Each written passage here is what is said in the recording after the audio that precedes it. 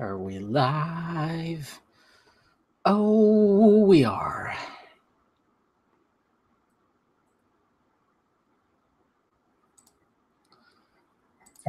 We is live.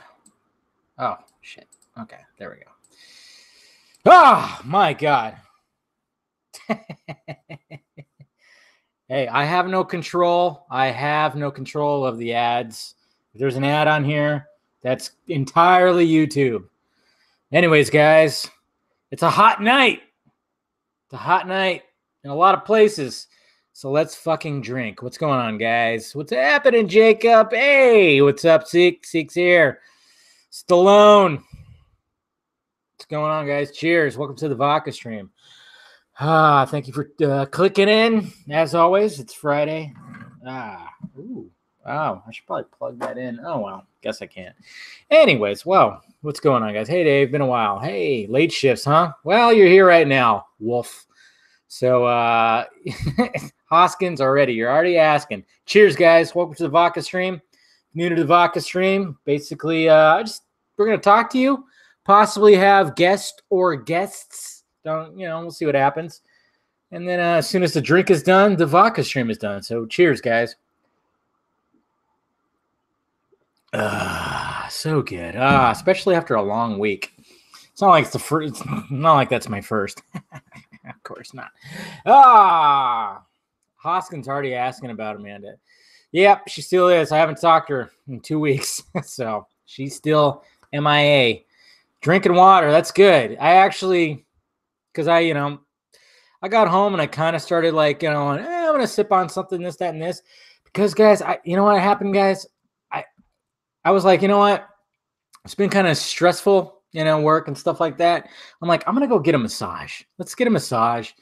And I went and got a massage and just got my back cracked, stepped on, got all bent up and just all the kinks out. And I was like, fuck yeah. So that was just a good way to start off a Friday, just to go get a nice little rub down, get all the kinks out. It's been a bit since I've gotten one. And I just was, man, she just got all the freaking knots out of me and stood on my back and cracked my spine. No, not a happy ending. Come on. I knew that was going to happen. Somebody was going to end up asking that. What's up, Edgy? Thank you, sir. Appreciate it. How's it going? Edgy Veggie. Always like to see you. Oh, yay. Another Snyder Cut circle jerk. Again, who's... Jesus Christ. Hoskins, you're drinking some Mountain Dew energy drinks? What the hell, Seek? You're like in the same time zone as me. You're like in the same vicinity almost as me. What are you going to do, an all-nighter? What's going on? Crazy guy. Do you think we'll get a Tenet trailer soon? Nolan always releases a trailer 11 months beforehand. Well, that'd be pretty cool. A little thing about Tenet. I don't know. I'm going to do a video on it probably tomorrow. I kind of saw what the title... Well, you guys probably saw it too. There's like a set photo, and you see the slate, and it has the title of the movie on it, and it's Tenet. It's it's one of those words that you could spell frontwards and backwards. So Tenet, yeah, it's one of those. So he has it spelled where it's like reversed and upside. It's really crazy. So there's gonna be a mind fuck in that movie. Well, obviously it's Christopher Nolan, but it's just the title kind of was like, holy shit, that is interesting. Hey, Nasir, cheers. Always good to see you too, Mr. Nasir. I like I said, I'm always bad at names. I apologize if I jack up your name. Yep, there you go. Good stuff. Interstellar wasn't that bad. I like it better than Prestige. Still enjoy Prestige. I love Prestige. The Prestige. Well, growing up, I was always fascinated by magic. I loved magicians. I even bought like little sets and I did card tricks and shit like that. My grandpa, a couple of my grandpas, taught me some magic tricks. So I think the Prestige, I like it probably more than you, Stallone fan. I don't know if I like it. If I like it before, if I like it more than Interstellar. Interstellar is just such a fucking such a masterpiece, such an opus. Oh man, I don't know. It's hard. It's hard to. The same thing with Tarantino. Now that Once Upon a Time in Hollywood came out, there's a Creep Show. I don't even know about Creep Show. Somebody didn't you tell me that on Twitter? I don't even know what you're talking about. Creep Show. I didn't see anything about Creep Show. Sorry, but no, like what was I talking about? Yeah, when it comes to ranking Nolan flicks, that and ranking Tarantino flicks, super fucking hard. That is a hard list to do. What's up, Clay Italian? I can't even imagine. I'm thinking. I'm like, okay, if I'm gonna do a Tarantino ranking, it's like 1-1-1-1-1-1-1 2-2-2-2-2, and I just those two directors, just my God. Yeah, So yeah, it's just it's difficult to rank Tarantino and Nolan flicks. I mean, Jesus, it's hard. Sometimes with like your favorite directors, it'd be hard to. I mean, it wouldn't be as hard with Snyder because Snyder flicks, obviously, Man of Steel, Batman or Superman are up on top. Watchmen up there too. I mean, it'd be hard to just determine like the top three, I guess, with Snyder's flicks. But I don't know. Hey, there's Steven. What's up, Steven? It's a TV show, Dave. Just look up on. Really? I don't remember hearing anything about a Creep Show TV show. That sounded very strange. I get it. I don't know. Kill Bill 1 is better than 2. But according to Tarantino, it's all one movie. Remember that. Even though it's not. Technically it is. You could watch it back to back. It plays well together. I mean, you could easily watch it back to. But Kill Bill 2 has less action. I know. I remember a lot of people were disappointed in Kill Bill 2 because it was back to the traditional Quentin Tarantino slow burn, where it's just dialogue, and just building it up to the end. Because all the action was in fucking, the first one, except for when she took on what's her name, Daryl Hannah. Jeez. What's up, Yasith? How you doing?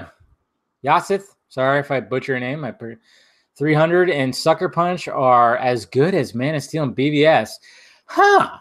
That's an interesting take. Okay. Okay, there. Okay, mid-side. Might have to bring you on to talk about that one, but we'll see what happens. Yeah. I hope Blade is rated R. If not, fuck Disney. They better make that shit rated R. They do. They have to. They have to. Deadpool and Blade need to be rated R. Disney needs to, quote unquote, I don't know, not quote unquote. Disney needs to show their balls. That's what they need to do. They need to show their balls. That's what needs to happen. If you're going to own that much of the film industry, you need to have a wide range of stuff. Quintarius. I don't know. Quintarius Kelly. Quinn. Cheers. Thank you. De Niro and Jackie Brown is one of my favorite supporting characters. Yeah. Tarantino or De Niro was great in that. I mean, that is a stellar cast. Jackie Brown has a fantastic cast. You got Pam Grier, Sam Jackson, De Niro, Bridget Fonda, and a young Chris Tucker. Michael Keaton. I mean, there's so much. That's why it's like, okay, everybody says that's like probably his worst, that and Death Proof. But I even love Death Proof. I think Death Proof's a great flick. It's a unique kind of like horror twist. What's up, Fourth? And Chand? Cheers, guys.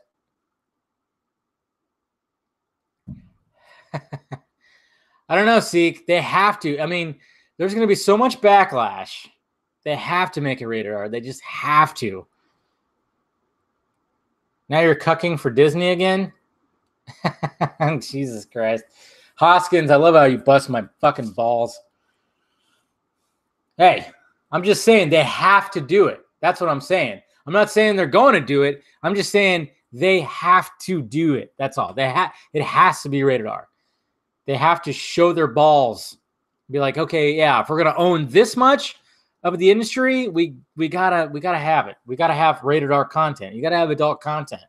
If you're owning all that shit, yeah, you gotta do it. I'm sorry. That's just the way it is. Spider-Man is distributed by Sony, but he's still part of the MCU. It's a weird deal. It's a totally weird deal. That's all I gotta say. It's a weird ass deal that Sony and the MCU have. Marvel Studios. They have a weird deal. It's like Marvel Studios has all the merchandising, but Sony like distributes and markets the movie. It's very strange, but it reached $1 billion, so I guess it's not going to go back. Well, Dave, can we start talking about Torrance with Affleck and Gavin O'Connor? The film did while going through the rehab.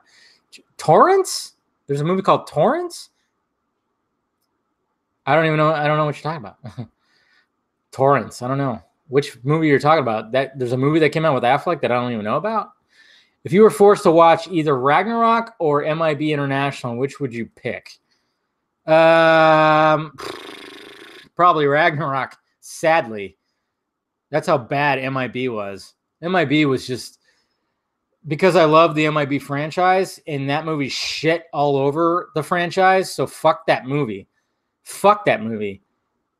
And I mean, Thor, it was like whatever. I could still enjoy elements of that. There's still some really good visuals in Thor Ragnarok. Overall, it's just too jokey and everything like that. I get it, and I cringe if I watch Ragnarok. But I think MIB International is worse. Fucking worse. It's underrated. Oh, you're talking about the third one. Okay. Stallone fan. I almost was like, really? You thought it was underrated? No. But yeah, MIB 3 is better than MIB 2. Josh Brolin doing a fucking Tommy Lee Jones impression is just fucking, it's so beautiful. It's awesome. I mean, the story is like, it's interesting, the time travel thing and everything, but which I kind of like. I like time travel movies. It gets a little crazy, but just Josh Brolin doing young Tommy Lee Jones is just too fucking good. Too good. They need to reboot the MIB comic, like the comics. Yes, thank you. I even said that too. I'll make it more serious. Make it into a TV show that's like X-Files ish, and just have like a different case every episode. Or you can have a couple that are a couple of episodes. But yeah, man, I mean, I totally agree with you. I want that. Like, take it a little more seriously. Could still have its lightheartedness, but just take a little. What? David Goyer is being accused of being a racist? What? The fuck did he do? What did David Goyer do? That guy's he's a sweetheart. What are you talking about? So, Dave, MCU Phase 4, woke or not? Yeah, it's pretty woke. It's pretty woke. It is. They got. It seems like they got all their bases covered. They're gonna have their LGBTQRSTUVWXYNZ character. They're gonna have their female Thor. Yeah. There's just a lot that's going on. I don't know. It's pretty woke, but I mean, if it's justified, whatever. Let's see what happens. Impress me with it, at least. I mean, the most I'm looking forward to Doctor Strange. I'm looking forward to Blade. I'm looking forward to yeah. Hey, what's up, Giovanni? How you doing? Did you hear the Guardian wants to cancel Tarantino? Yes. They've been trying to cancel Tarantino fucking forever. They've been trying to violence against women. It's called equality, guys. That's what I'm saying. It's called equality. And especially, if you saw Once Upon a Time, you know what I'm talking about. But hey, it's equality. Look at the movie Mr. and Mrs. Smith. That's equality right there, baby. That's a man and a woman, a husband and a wife, beating the shit out of each other. And it's pretty damn equal. It's hilarious. It's off the cuff. And I love Mr. and Mrs. Smith. I thought that was a great flick. So, If they, yeah, that's the thing. It's like, oh my God, look at that. The man's beating up the woman. No, it's it's equality. What are you talking about? 100% equality. I thought that's what everybody wanted. I thought everybody wanted that, you know? Seemed like it, right? Guys versus girls? And they're like matched up pretty damn good? Oh, shit. Whoops. Sorry. Moving stuff around here. Boop. Okay, there we go. But yes, guys, I have a guest coming on. And he was at Comic-Con last weekend, and he did some posing with the Release the Snyder Cut sign that was out in front. He kind of helped out with that, so I thought, hey, let's get this guy, let's get him onto the vodka stream. Let's see if you guys dig him. Some of you guys maybe know him. I don't know. We'll see what happens. But always having a guest on the vodka stream. Everybody wants to come on the vodka stream, I guess. You know, it's a cool place to be. What can I say? You know, it's a relaxed atmosphere, sipping on something. Why not? As the Giants and the Padres play in the distance, tied at 1-1. It's just good stuff. Wow, I lost my place. There we go. And get Garza. I think Garza's pretty. I think he's exhausted after the day he had. See what happens. What's up, Ferris? About time he joined. Jeez. I don't know. Don't worry, Garza will come back, but I have somebody else coming on. I don't know. We'll see how long this thing goes. But like I said, he had a day today. That's for sure. Cosmic Book News are not reliable. They're like, yeah, the guy who runs Cosmic Book News, fuck that guy, Matt McGlone or McGroin, I call him.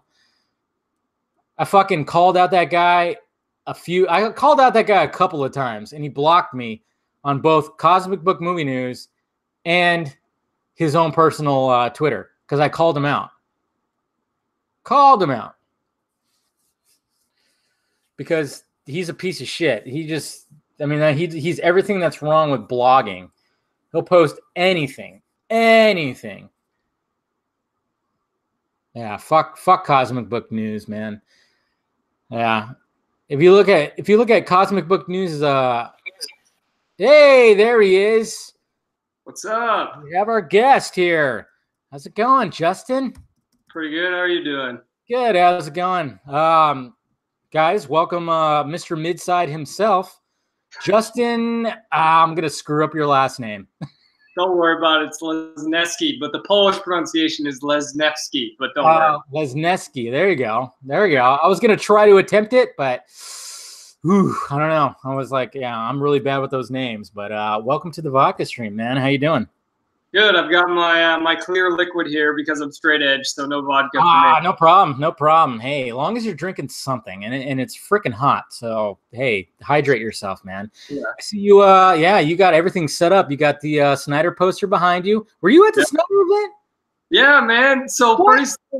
So okay, yeah, talk about it. Is you were in the front of the line and everyone was like going nuts. They were like, oh, it's Film Junkee up there. And like, I was disconnected from stuff for a while because like I was involved with the petition shit. And I was like, this is way too much drama for me. So I didn't know who people were. And I was like, why is everybody freaking over this Film Junkee guy? Who is he? And now since I've been more involved, I see who you are and you're pretty cool and you have better content than a lot of people. So I understand it now. But at the time I was like, I don't need to talk to this guy. Who is he? That's fine. Yeah, that was a very surreal experience. When I walked out of the doors to get to the line, and all of a sudden like everybody just looked at me and I was just like, hey, like what the fuck? Like it was very surreal when everybody's like, Film Junkee. I'm like, what's going on, guys? You know, because, you know, I'm not used to that. I'm not that big. I don't go to places where people recognize me. And that was very, very surreal. So you were at the event. That's cool. Yeah. Well, I mean, I'm a huge Snyder fan. I have been for a long time, since even before DC, before Man of Steel. And I've always wanted to meet him. Yeah. So living in Anaheim, the fact that it was just like down the street, you know, it was like an hour away without traffic, but with traffic, you know how long that is in California. What traffic in Southern California? The shit you say. So I had to do it. I had to go. I had to be there. It was an experience that if you're a Snyder fan, you had to do it, and to be so close to it, it was serendipitous. So It really was. It really was like sitting in that little theater watching BVS with everybody.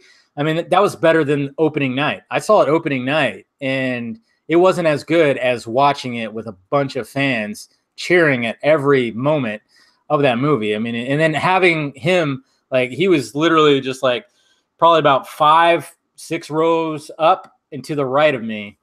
You know, just like, oh man, it was quite an experience, that's for sure. I think that might also have to do with the fact that it was a different cut of the movie that made it better to watch than opening night. Well, it was the ultimate cut, of course. Yeah. Yeah, definitely. Yeah. That little ultimate cut that, you know, kind of makes the movie a little bit better. But yeah, I mean, I would always sit like a row or two behind them, and I'd be like, oh my God, I'm watching Watchmen, and Deborah Snyder's right there, and Eli's right there. Okay, so you were there all 3 nights or what? Yeah, Nice. And to see the progression, like, because the first night there wasn't a lot of people there for Dawn of the Dead. It was much more intimate. It was much more like I had much more of a family feel, and then it got bigger and bigger as it went.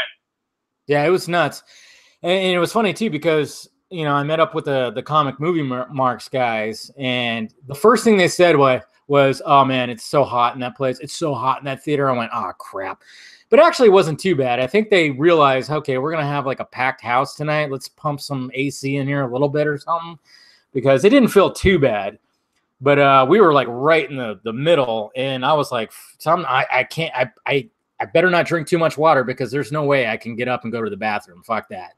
And maybe I was distracted, but I didn't feel warm the whole time. So yeah, exactly. Yeah, I mean one of the comic movie marks guys, he's a fairly big dude, so he has a lot of insulation. Maybe that was part of it. I don't mean anything. Don't mean anything about that, Matt. Sorry. Don't worry. I think he knows, but no.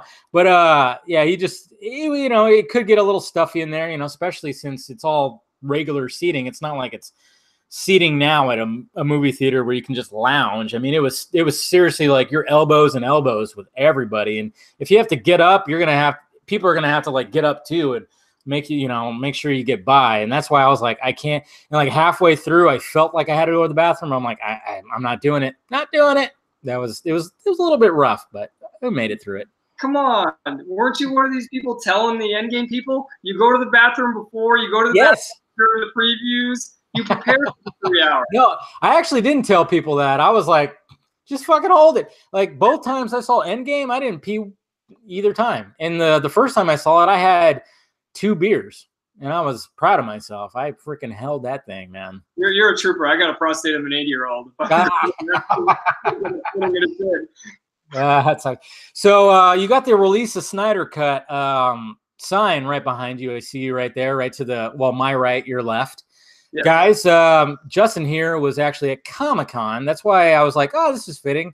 Since Once Upon a Time in Hollywood came out this week, I figured I'd title this vodka stream Once Upon a Time in Comic-Con, since I was going to have Justin on here, talk about the experience he had at Comic-Con, because I saw the pictures. You posted some pictures, and other people posted pictures. You were out in front, like kind of just camping out there for a little bit, right?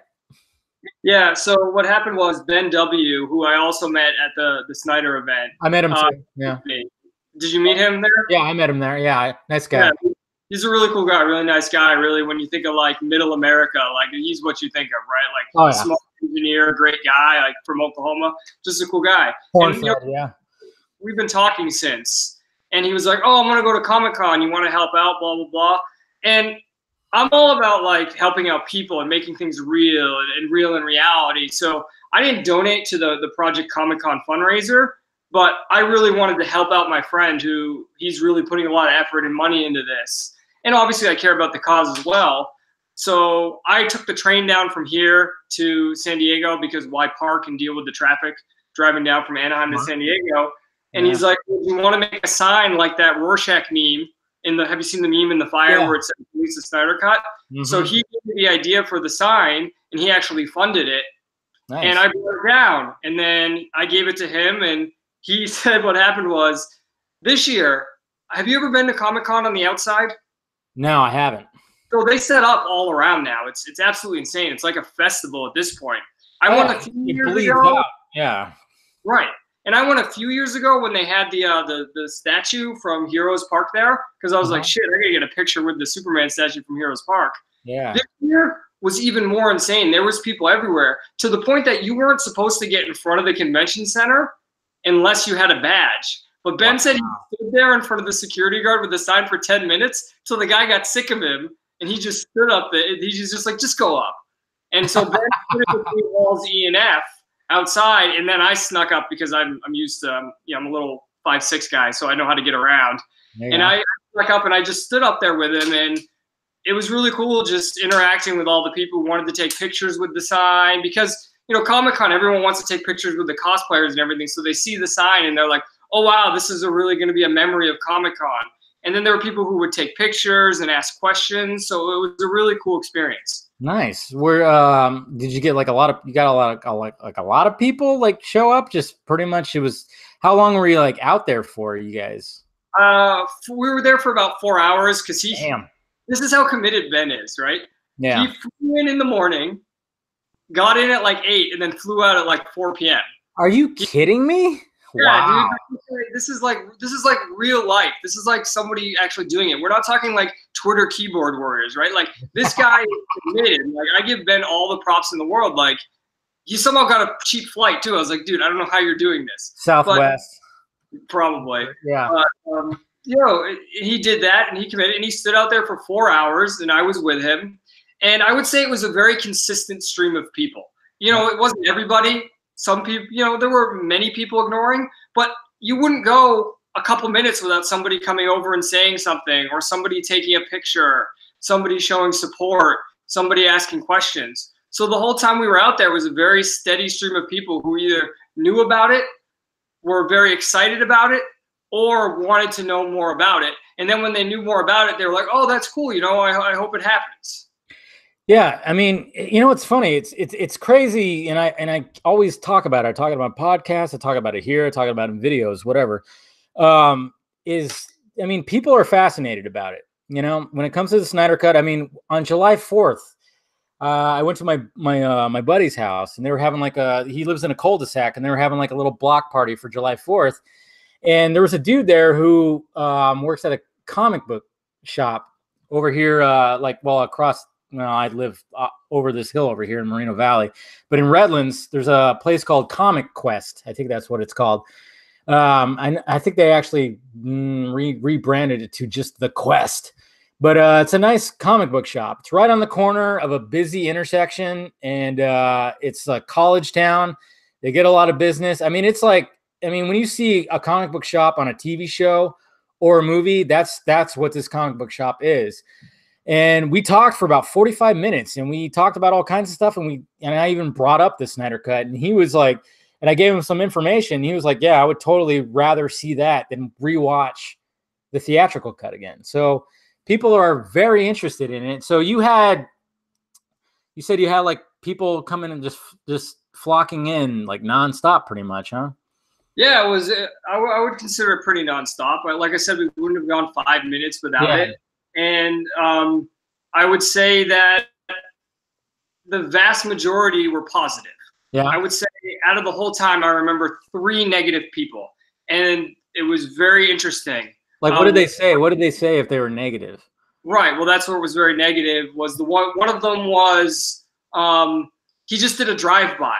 So he was walking straight. Then he saw us, and he angled towards us, and he yelled, "Get over it." And then he kept walking. Jesus Christ. That's lame.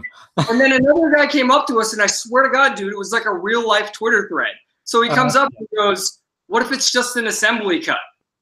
And he's talking to Ben, and I hear Ben having this argument with this guy. And that man was Umberto from Heroic Hollywood now. And I go up to him, and I start talking to him because I hear Ben talking to him, and I'm like, okay, I'm going to drop some like facts on this guy. And I go, yeah, but except DI work was done and ADR work was done, which is well past the assembly cut. Yeah. So there's evidence that they were well past the assembly cut post-production. And then the guy just goes back to, well, it's just the assembly cut. And then he goes, well, what if you don't like it? And again, you know, like you said when you were talking about, oh, maybe that guy had some insulation. Same thing. I'm not intending, like, I'm not being mean, but this guy was very socially awkward. Yeah. And it was very revealing to me.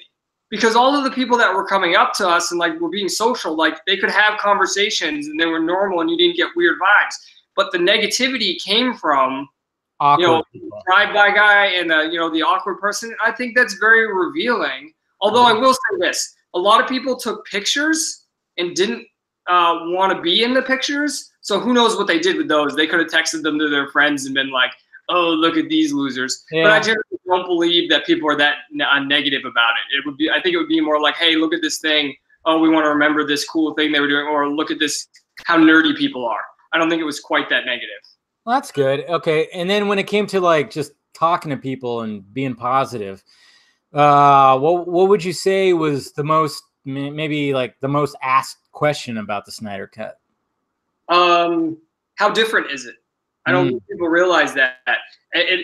So I work in public relations for my career, and you end up coming up with talking points. And I ended up developing over the 4 hours a talking point of, oh, the original movie is 3.5 hours long, and there's only half hour of Snyder's footage in it, because that's what came up so often, and that became the prescient point for people to understand. Yeah. Because people, you know, people know that there are reshoots, right? Every movie has reshoots, especially every franchise movie, especially. Right. But to know how different this is and to understand that, oh, wow, you guys are doing this because it really is a lot different. I think that was really what drove it home, is people wanted to know why this one. And I think that's what the campaign, as I call it, I think that's what the campaign needs to be going towards, is why this one. And it can't just be artistic integrity, because nobody there was interested in hearing, first of all, nobody there was interested in hearing that. They don't want that high level but abstract discussion. And second of all of these artists suffer from that problem. Oh yeah. The difference has to be that there's literally a different movie. Once you said that to people, people are like, oh, I'd want to see a different movie. Oh, of course. People in the middle were like, the original wasn't very good.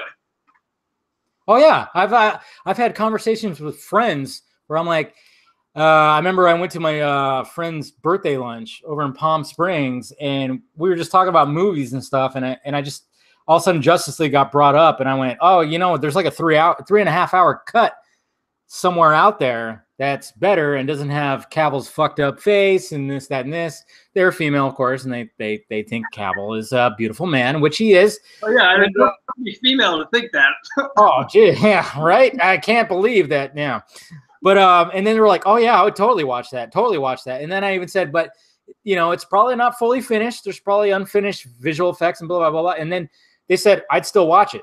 They were like, I'd still watch that over watching what we got. And I'm like, and that was like one of the points that I've had, you know, some Twitter beefs with, I guess you could say, is like, you know, some people want to just, oh no, it has to be finished. It has to be 100% what he wanted, what Snyder wanted. I'm like, yeah, but the fact of the matter is that there are so many people that are willing to watch this 3.5 hour Justice League movie with unfinished VFX, even if it's like a previs shot that looks just like a PS1 video game.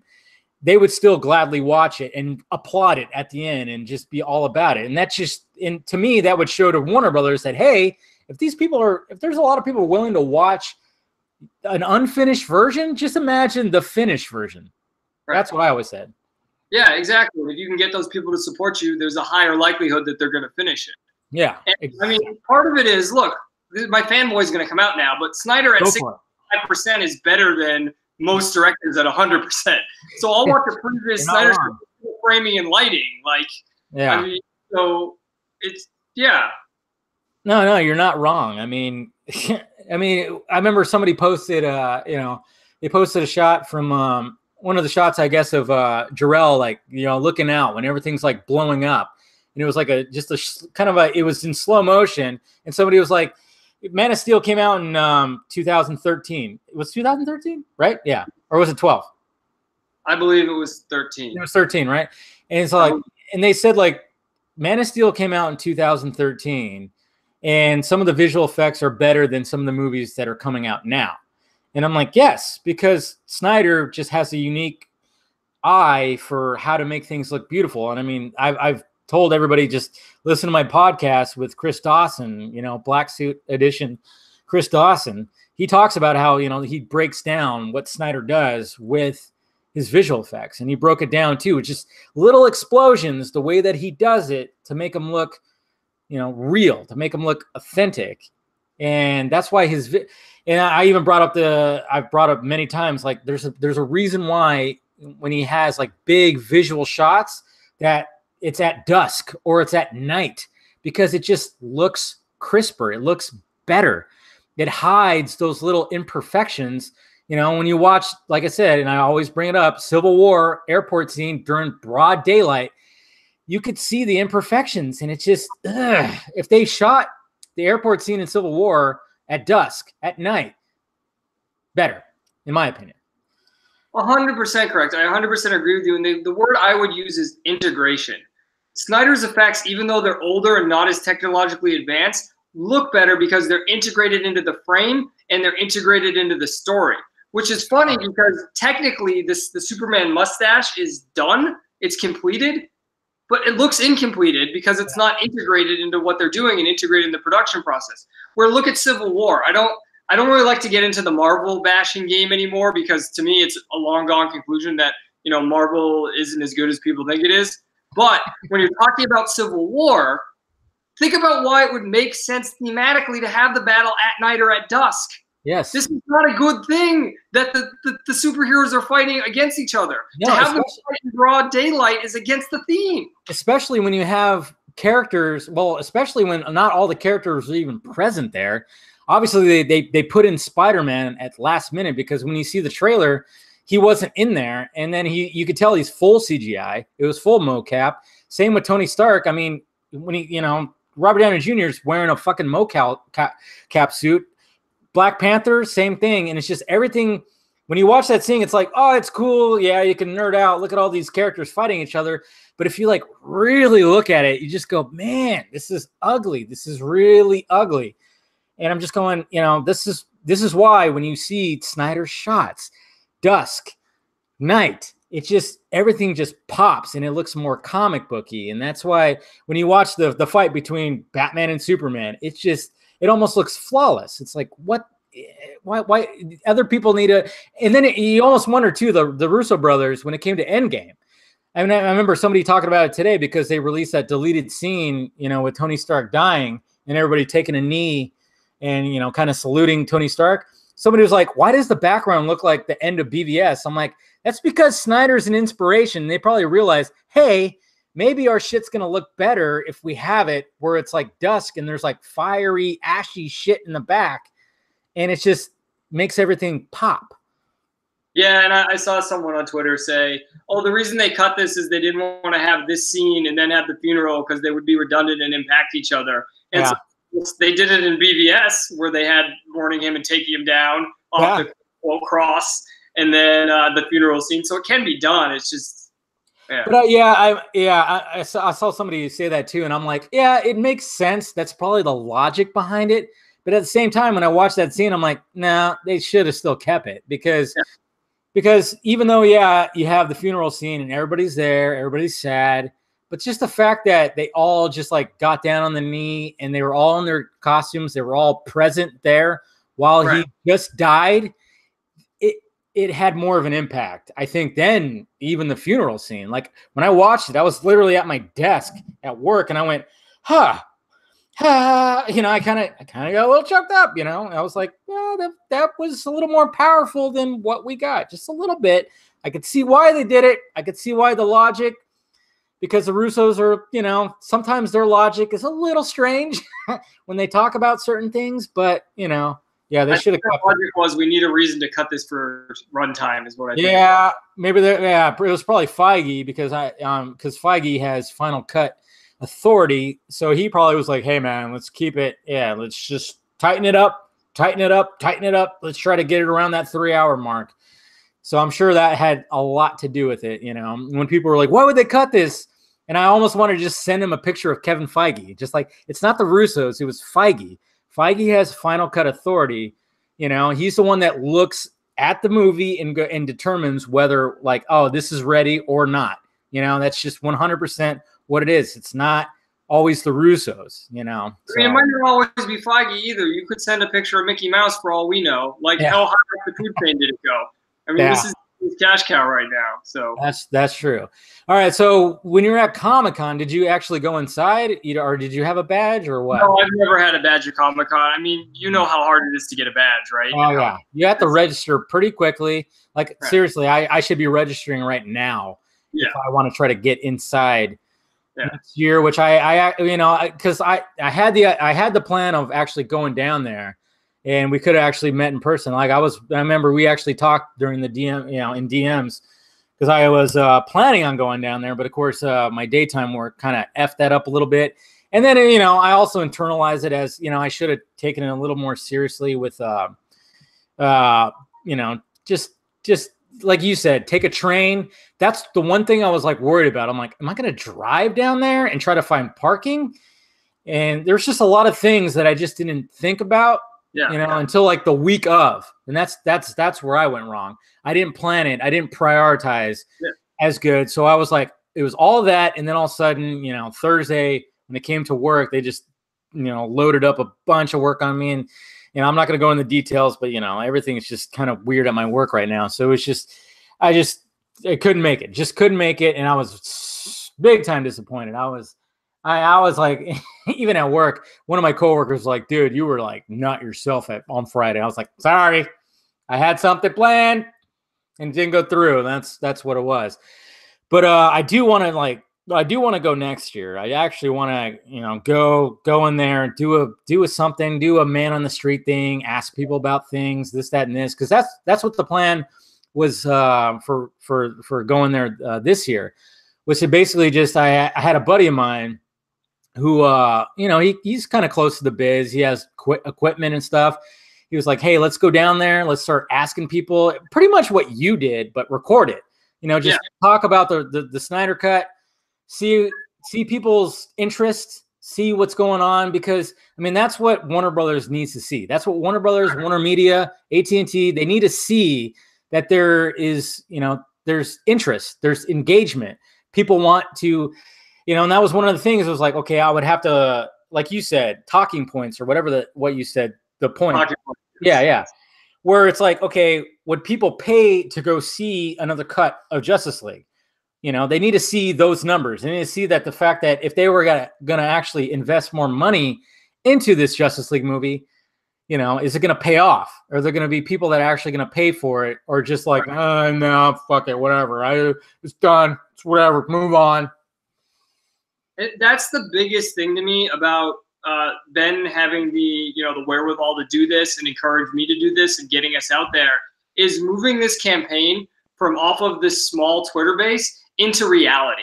Yes. The connections that were made in reality. I mean, Ben's sitting there. He got Malcolm Barrett from Timeless. I mean, of course, Malcolm Barrett's going to support us. He knows Timeless got saved, so he understands. He got, I don't remember the guy's name, but he had like 10K followers, and he makes like martial arts films in South America. And then Ben saw a blogger he knew who was actually there with Riley Reid, a porn star, apparently. Wow. Pictures of Ben with the famous blogger. Oh man! And then get the Snyder Cut campaign into the porn industry. People will start flocking to that shit. Sorry. And then he saw the woman who used to represent Sideshow Collectibles, and these people, these famous people who had notoriety, they were supportive of it, and they were like, "Oh wow, this is really cool." And getting out there and showing the real people and connecting with the people who aren't on Twitter or who don't listen to the Twitter noise, that's what's really important. That's the next step for the campaign. So I think this was a really big thing to do, and I wish more people would do it. In fact, I was really disappointed because we had these pamphlets and badges that were given to Ben, and I was like, where'd you get these? And he goes, oh, you know, they were given to me by some Snyder Cut people. I go, where are they? He goes, oh, they dropped it off and they went in line for Hall H. And to me, it's like, well, where are your values really then? What the fuck? Really? You act like you care about it. So yeah, you act like you care about it so much, but that's what matters to you. So for me, I don't need to go in. If I go in, all I'm going to do is buy all the Funko Pops anyway. So I'm better off on the outside where I can talk to people and connect about what I care about. Yeah, I mean, see, that's what frustrates me about it. I mean, Project Comic-Con, yeah, it was a good idea. I mean, the billboard was cool. The bus stop was cool. But look, dude, we had a guy from NBC Boston come up to us, and he was, you know, he worked with like ad buys and stuff, and he goes, guys, you guys got screwed. That's all two streets over. Yeah. And they're trying to say, oh, it's by the Hall of Justice. He's like, me and my buddies only ran into it because we got lost. Oh, that's what we thought.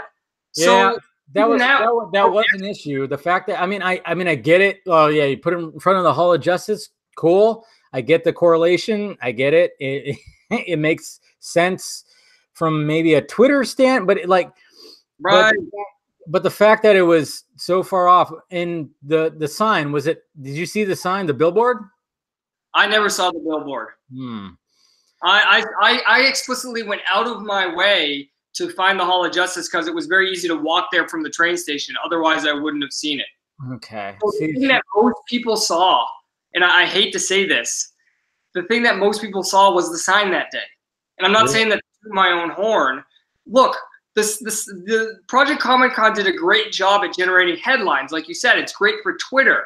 It's great for the blogs. It's great for the clicks. But as we've learned in this modern economy, what you have to do is you have to transition into real life. It's not about the clicks. It's not about the headlines. If it was the clicks and headlines, we'd have the wokest president ever. Yeah, you're right. But Trump figured out how to transition from the Twitter to the votes. And that's what the campaign has to do now. How do we move the campaign from Twitter to getting real life support and show WB the numbers are there? It's not just about the headlines anymore. It's not. You're right. And I mean, I know, and after all this is, been done, and now I guess the next thing is just to mail Ann Sarnoff Snyder bucks. That's the next step of this whole thing. And I'm like, okay. And this is where that's what frustrated me about the fact that I couldn't get out there, because I wanted to do a video about just talking to people on the street, gauge their interest, and just, I mean, when it comes to analytics, and I have people that I talk to that look at the analytics, and what was good about the week of Comic-Con was the fact that when anytime that somebody wrote an article about the Snyder Cut, like the Ringer article or the Wall Street Journal, whatever the hell, it spikes and then it just takes a nosedive right after for 2 days, and then it's done. People lose interest. But when it came to the week Comic-Con, it spiked and then it plateaued up on that spike. It kept going. It just leveled off. And then, like you said, that's when you should really take notice of hey, let's talk to the real people, and then maybe they'll start tweeting more about it. More people do all this. Yeah, it's just, yeah, you're right. It just needs to get into that reality, and it's difficult. I get it. And you could tweet out the hashtag as much as you want, but at the end of the day, is that going to move the needle? No, what it comes down to is proving there are people. And the way you do that is the way any marketing company does. You gather, I hate to say signatures because we had that petition, but that petition had 180,000 people on it. Oh, yeah. Yeah, I know. There's 6,000 people on it. So those people they're there. They want to be with us. Yeah. So that's the bad thing about that petition that came out first was the guy running it was not thinking clearly. And he was an emotionalist. Yes, he was a bit. Yeah. And it's funny too, because I've reached out to that guy just to be like, hey man, what happened to all that? And is there any way? And then is there any way that we can, can I just hey, can we just tap into that or whatever? And then there's people that were involved with that just kind of walked away from the movement or the campaign. I like the fact that you say campaign too. I've been actually wanting to call it a campaign as well. Well, here's why I don't like the word movement. Yeah, say it, please. Well, for two reasons. One, movement implies we're gonna rebel against Mao, Chairman Mao. Yeah. And two, look, I'm objectivist, and Snyder has objectivist themes in his movies, and people criticize him for that. Yep. The objectivists have a thing called an objectivist movement, and it is one of the most impotent things I've ever seen in my entire life. And calling it a movement makes them feel more important, and that's why they call it that. It has nothing to do with actually making the culture more rational. So the movement makes it about something else other than what you're trying to achieve. Where campaign is, I think there should be one solitary goal. This should be about seeing the movie. And when you say campaign, you're saying this is what we're doing. We're achieving our goal of seeing the movie. You start a movement, people start saying, oh, release the Ayer cut. Release the Kingsburg cut. And it becomes about something else, which is terrible rhetorically. Because if people start going, well, they're already asking for the Ayer cut, these people are never going to be satisfied. We'll ignore them. Yeah, I always wonder that too, because I'm like, okay, say the Snyder cut comes out. What's next? I mean, I get like Ayer cut. What, you guys going to try to get Snyder and Affleck back into all this mess? And I'm like, no. Say that. Huh? Some people say that. They want Snyder back. Yeah, they want Snyder and they want Affleck to come back. And I'm going, okay, Affleck like fell off the wagon. He was going through a divorce. And then, of course, all the noise that happened today, you know, with Garza, you know, and I know, and I get it, like Garza does his Garza thing. And he was like, he tweeted out about how the whole thing about, Affleck was pissed at Snyder. And that got spun to like, oh, currently right now, Ben Affleck is somewhere pissed at Snyder. And I'm like, no, past tense. Hello. And I didn't get involved in it. Right now, Ben Affleck is celebrating the Red Sox whooping the Yankees 2 nights in a row. Exactly. And Snyder is filming his new movie and happy as a pig in shit right now, filming his new movie. And so are all the actors involved. I mean, just follow Chris D'Elia and watch his IG stories. He's having a great time shooting guns, fucking with his cast members. They're having a great time. And I'm like, you guys really want to bring him back into the mess that, you know, that they went through. I mean, Ben Affleck signed up for those 3 movies, and then he was going to go out in a blaze of glory. But at the same time, it was like, okay, Warner Brothers was like, hey, we want you to do a Batman movie. People are digging your Batman. So when it came to that, I mean, even Snyder, this is what I heard, is the fact that Snyder was kind of like, hey, we can make Justice League, the first Justice League movie, correlate to your Batman movie, and then you're going to have your time where you just go out in a blaze of glory in Justice League 2, blah, blah, blah. That's just what I heard. I mean, you heard it first, whatever the fuck. But, you know, it was all set in stone. But, of course, Warner Brothers came in, changed everything. And it's like, why would you guys want to bring that back? You know, Ben Affleck was struggling through that whole thing. He fell off the wagon, alcoholism, going through a divorce. Snyder lost his daughter, all this stuff. And that's why I always think, like, what's the end game when it comes to some of these guys, when it comes to the movement, like you said? Well, it's have you read The Fountainhead? I haven't. Okay, this is where The Fountainhead comes into play. It's a big book. Yeah, I actually held it one time. I was at a Barnes & Noble. I was like, holy shit, this is a big book. This is a big book. Iran actually not only used it to beat people intellectually, but physically. You know, yeah, you really could. Iran never assaulted anyone. Yeah. It's a joke. No one can take that. You're here first, folks. Justin, he's assaulted people with bucks. Just kidding. Go ahead. No, so I'm sure you've heard the takes that are very correct, that it's very apropos. Snyder loves the book, and that he's doing it at some point, because what he went through is literally what Howard Rourke goes through in The Fountainhead. Yes. When you hear about you get to the end of The Fountainhead, and you're like, you know, I've seen Rourke struggle and see his artistic vision be compromised and see him just be shit on by the entire culture, and the woman he loves marry another man and then finally realize she loves him and can admit it. But you know what? I want him to go back into that. That's what it's like. You get to the end of the novel and you're like, you know what? Rourke's won, but we want him to go backwards. No, Snyder has the stone quarry now, okay? Snyder, look at you. Snyder, I had to get that in there. Snyder, for now, has Netflix blessing to do what he wants. Exactly. That is a win for us. That is a win for him. If you actually care about artistic integrity, if you actually care about Snyder, if you actually care about yourself and want to see good art, this is better for you. So to want him to go back, I can't help but think it's a emotional perspective. Oh, it totally is. It totally is, and it's almost narcissistic because you said it. I didn't want to say it. Oh, you're right.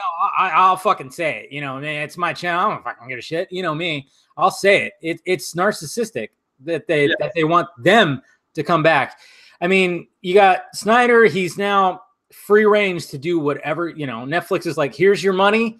Do your thing. Oh wait, you want to do this whole anime thing with Jay Oliva? Here you go. We'll give you that too. You know, Netflix is totally just like handing Snyder money. He's totally in like a space where he's just, like I said, he's happy. He's a little kid in a ball pit, just fucking going, yes, this is my playground. I'm totally set for this. Ben Affleck's over there. He's writing a script with his best friend, Matt Damon, that's going to be directed by Ridley Scott. And he also has another movie that he's going to direct himself. And I'm like, do you guys really want to pull both of those guys off of those just to come back so they can do another? So Ben Affleck could do his Batman movie and we can have the 5 parts Superman story arc back? No, you can't do that. And that's why I said it'd be awesome. I know Snyder still wants to have his movie get out there. I get it, you know, and I want it. We all want to see it. We all want that to come out. But when it comes to the 5-part story arc, I still am like, I'm all about just having Jim Lee write a graphic novel or illustrate a graphic novel and just get it out there. That's fine by me. I'm gonna say something that's probably gonna alienate a lot of people from me. Uh-oh. In the quote unquote movement. Oh, I love it. I don't give a shit, dude. I just want to see the movie. And you want to know 100%? I'm done. Once I see the movie, I'm not supporting any of this anymore. I'm gonna see the movie, and then I'm gonna go on and I'm gonna see Snyder's other movies. I don't need to see the 5-story arc because you know what? It's never gonna be as good in graphic novel form as it is in movie form. You can do it with TV shows, right? Because TV is a talkie medium. It's not as visual. They don't use the visuals as well. So like when Pushing Daisy's end, Brian Fuller could pitch it that way. Or when Middleman only had 1 season, Javier Grasillo Marxo, or Marxix, however you say his last name, he could do the Middleman. He could continue that in graphic novel form, and it could work because TV is very talky. There's not a lot of visual that you're losing when you translate to that. You just lose the actors' deliveries. But with Snyder, you're gonna lose so much. So I don't even care. I just want to see the thing to me is there is literally a movie done that he made that my favorite director made. It's literally done. No, is it 100% done? I don't want to argue if it's 80 or 100. It's somewhere in that range. Who cares? But it's literally done. So I want to see it. That's it. And I think that's the way to approach it because when you look at the history of fan campaigns, right? This all started with Star Trek back in the day with the letter writing campaign. Oh yeah. Sense. It was never about anything other than we love this. We want to see more of this. Give it to us. That's all it ever was. All of this other stuff was never part of it. So, you know, I'll probably take hits for it, and people will probably be like, "Who's that asshole you had on your show?" But you know what? I think that is the better perspective. I want to see the movie. I'm done. That's it. Let's move on with my life. Because you know what, man? I got shit to do too. I may not be out there filming movies for Netflix, but I got shit to do. I want to write some stuff. I want to try and film some stuff in my free time. I got shit to do too. I can't worry about the Ayer cut, the Kinsberg cut, the DCEU, the MC. I don't have time. No, it makes sense, man. I mean, I get it. What's up? Say that again. Sorry, I got on my soapbox. Oh no, it's okay. It's okay. No, I'd love it, dude. I'd love it, and I agree with you. I mean, my whole thing was just like, okay, if we're gonna get that 5-part story arc, I'm like, it's not gonna happen on film. You know, if it's gonna happen, hey, put it in a graphic novel or an animated feature. I think graphic novel would be better than animated because it seems like with animated, they always, you know, anytime they adapt a book, a graphic novel, they cut it down. It doesn't feel as good as when you're like reading and seeing those comic book panels. And apparently, from what I heard, even Snyder has even talked about doing that. What? Go ahead. Yeah, one more quick thing, just an interjection. People told me how good the Flashpoint animated movie was. I watched it. I don't think it's that good. See, that's the thing. The graphic novel is so much better. When you actually look at those panels and you're seeing at the end, you're seeing Bruce cry as he's looking at the letter and the way that they do it. Yeah, it's a lot more. It has a lot more impact than the animated feature. I actually agree with you with that. So that's why I'm like, when people say, you know, I'm like animated cool, but I think graphic novel would be actually a lot better. But I'm just, but like I said, from what I've heard, you know, from my guy, not my source, I can't say that because that's a 4-letter word apparently. But you know, he said that, you know, when I even said, I'm like, what about graphic novel? What's going on with that? You know, and then he goes, apparently Snyder has toyed with that idea. I'm like, cool, put it out there. There's nothing wrong with that. Fine, whatever. But when I totally agree with you. It's like, hey, I would be perfectly fine and content with the Snyder Cut coming out, and we just have that Superman trilogy. We're not going to have the 5-part arc. Fine, that's fine. I could wear the T-shirt and look at it and be like, oh yeah, look, Bruce died, and look at there's the Superman sperm, and yeah, there's a. I can totally, you know, imagine it. But if we can have just that trilogy of Man of Steel, BVS, and his Justice League, I'm set. I'm good. I'm fine.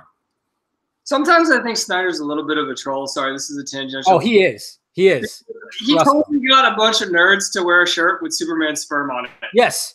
And you know what? I was going to wear that at Comic-Con, and I remember even thinking, I was like, okay, if I'm going to do this Man on the Street thing, I'm going to wear the Snyder shirt. And somehow when I'm doing this whole thing and I'm talking to people, I'm going to bring up the Superman sperm. I'm going to totally do it. That was like one of my ideas. I'm like, I have to talk about that. I have to. And it's funny too, because I would love to wear the shirt, you know, because I'm wearing a Deadpool shirt. He's riding a unicorn with a rainbow behind him. And, you know, I wore this to work. On Fridays, I wear T-shirts, but I still will not wear the Snyder T-shirt because I just don't want to wear, you know, a shirt that has sperm on it. Essentially, it's, I don't want to explain it, you know. So I have a question for you about the graphic novel logistically. Wouldn't he have DC's blessing in order to do it? Oh, he would totally have to, yeah. How are you going to do that? I don't believe Jeff Johns would want Snyder's vision of Superman to be out there.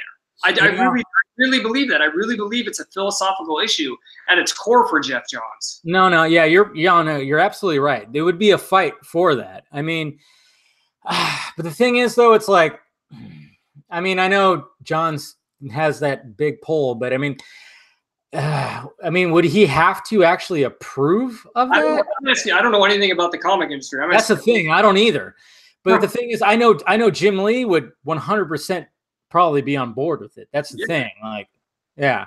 Like I talked to a DC editor on the way back on the train. I didn't even. Some guy had a Justice League movie shirt on. So I was like, all right, I'm going to talk to this guy about the Snyder Cut. And then I started talking to him. I'm like, oh, how come, you know, are you a fan of the movie? He's like, oh, I work for DC. I just had to wear a DC shirt, so I just put this on. And I go, oh, cool. What do you do? He goes, oh, I'm an editor. I used to do Batman. Now I'm the Flash.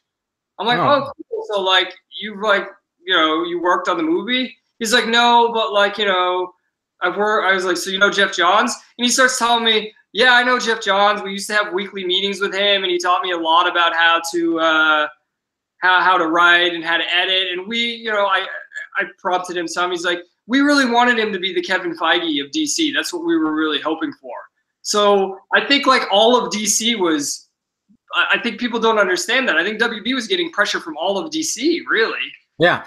Well, I'm looking at the chat right here, and people are saying that Jim Lee is a CCO, and he would probably have more control.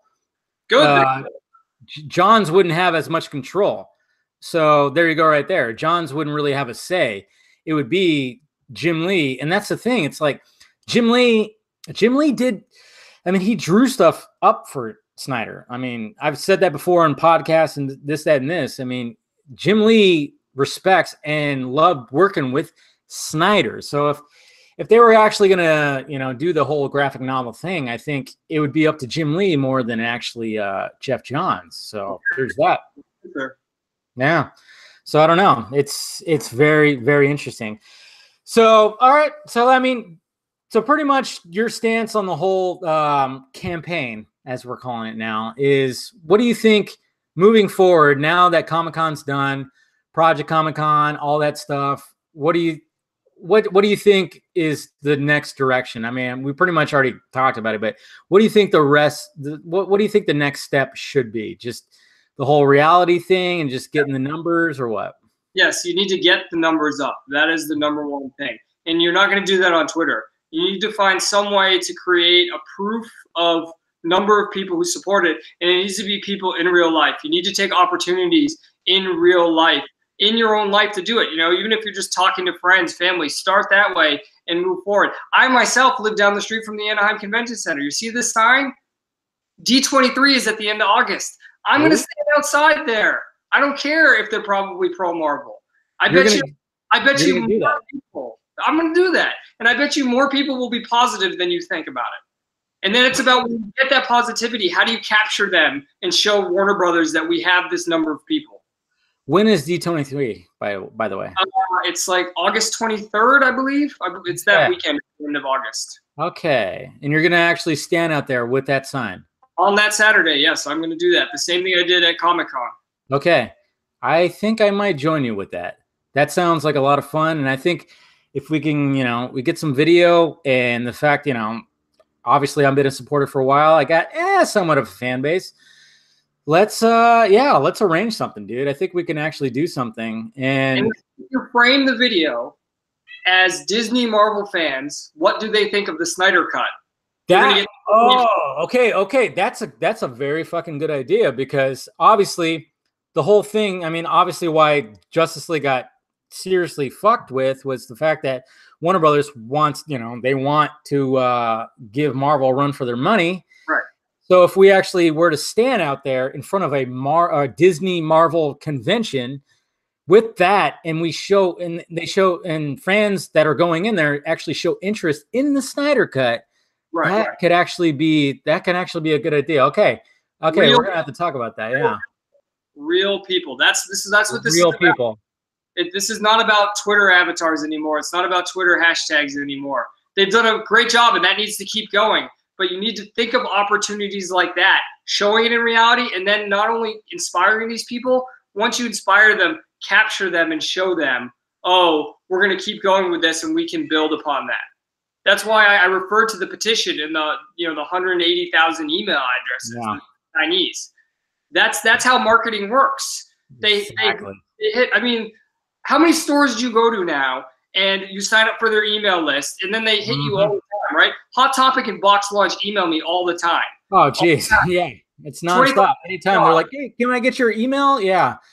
As soon as you put your email, you get an email like right as you're leaving, like, oh, hey, offer this, offer that. Yeah. But you know what? Maybe once a month or once every 2 months, I'll buy something, and they win when they do that, because they're hitting the largest amount of people possible because they've gathered that. That's where we need to move forward to. Exactly. I would very concretely say gathering email addresses should be the next step. That's what I would say from a marketing standpoint. I like that. And, you know, maybe somewhere somebody is actually doing that. Just saying. No, you're saying all the right things. And I think D23, I think I'm going to join you for sure. Because, you know, the Comic-Con thing didn't happen. But I think making us, you know, bringing that sign and getting Marvel fans' perspective on the whole thing would actually be even better almost. Jeez, I didn't even think about that. But yeah, because I mean, I'm only about 45 minutes out of Anaheim, so yeah, I think I'm going to join you on that one for sure. Right. And I'm going to, wear your Deadpool shirt. I'll wear my Iron Man thing, so they see that we're not about lines here or anything. True. I think part of the problem here is. And this is coming from someone who is an outsider, because I'm not a comics guy. I didn't like Superman before Snyder's take on him. Mm-hmm. I never read comics growing up. I watched the X-Men cartoon, but that's about it. Coming from that outside perspective, I do not have an opinion on DC versus Marvel in the comics. I couldn't care less, right? Mm-hmm. That does not matter to me. I'm not one of these stans, right? I don't understand the word stan. When Eminem made the song Stan, it's a bad thing. And now everyone wants it was a stalker. Yeah. Stalker who ended up killing himself and his girlfriend. Like it doesn't make any sense to me. But so I don't have a dog in that fight. And I think unfortunately a lot of this DC Marvel rivalry has been subsumed into this campaign. And I think that's unfortunate, because it shouldn't be about that. It should be about Zack Snyder's movie. It shouldn't be about DC versus Marvel improving supremacy and everything. No, it shouldn't be at all. It should be about, and I've said it was funny too, because when Logan came out, which of course I have the poster right here, because, I love that movie. Your movie. Huh? Yeah, it's a great movie. It's a great movie, and it's just like when that came out, I went, "Oh man!" I remember talking to a buddy of mine, who was, he's big on comic books, and he loves Snyder, he loves Man of Steel, BVS, all that's, the DCU. He was hoping for the best, and I was like, "There's going to be a turning point. There's going to be a turning point with Logan. People are going to want to take these, these CBMs a lot more seriously because of this. Because look at the praise it's getting. Look at this, that, and this." And then it just kind of dwindled out, and it was like, okay, now we're back to just MCU and just that and what's going on with CBMs now. But of course, now we got Joker coming out in October, and hopefully that adds a little bit to it. It's and I always try to explain it to people. It's like, okay, it's not so much that that you're not okay. It's always nice to get a diverse. It's a diverse amount of voices, when you have comic books. I mean, you were never big on comic books, as you said right now, but it was always cool. I remember reading comic books, like for instance, Superman. I remember particularly there was a Bizarro storyline. It was back in the 90s. And I remember I got really involved with it because I was like, oh yeah, Bizarro, cool. And it spread out with like 5 different versions of Superman comic books. It was Action Comics, it was regular Superman, it was Man of Steel, but they had like different comic books for just one character, and it was different illustrators, it was different writers, it was different everything, just having their take on one different thing. And I'm like, there's nothing wrong with that. And that's what I hope would happen with the movies. And sadly with the MCU, sometimes it just sounds, when you watch like each one, you go, okay, I'm finding a pattern here. There's a formula, and it's almost like each director doesn't really have their distinct voice. Sometimes they do, and there's like, like Winter Soldier. Hey, that has like a distinctive voice. Cool, the Russos did something, but I just want, that's what I want with these CBMs, is like different voices. It doesn't have to always be the same thing, Yeah, no, 100%. I mean, that's the advantage of when you have something like a multiverse, right? You can tell any number of stories. And that was the interesting thing from a PR standpoint, from a marketing standpoint, talking to the DC editor. He said he didn't like Man of Steel until he thought of it as an Elseworlds story. He said he thought it was a good movie, but he didn't like it as a Superman movie. But then once he saw it as Elseworlds, he liked it. It's all about perspective. Right, if you branded it, and that's somebody who's so steeped in the industry, you think that would be obvious to him. If you're a professional storyteller, shouldn't that be obvious to you that there are different takes?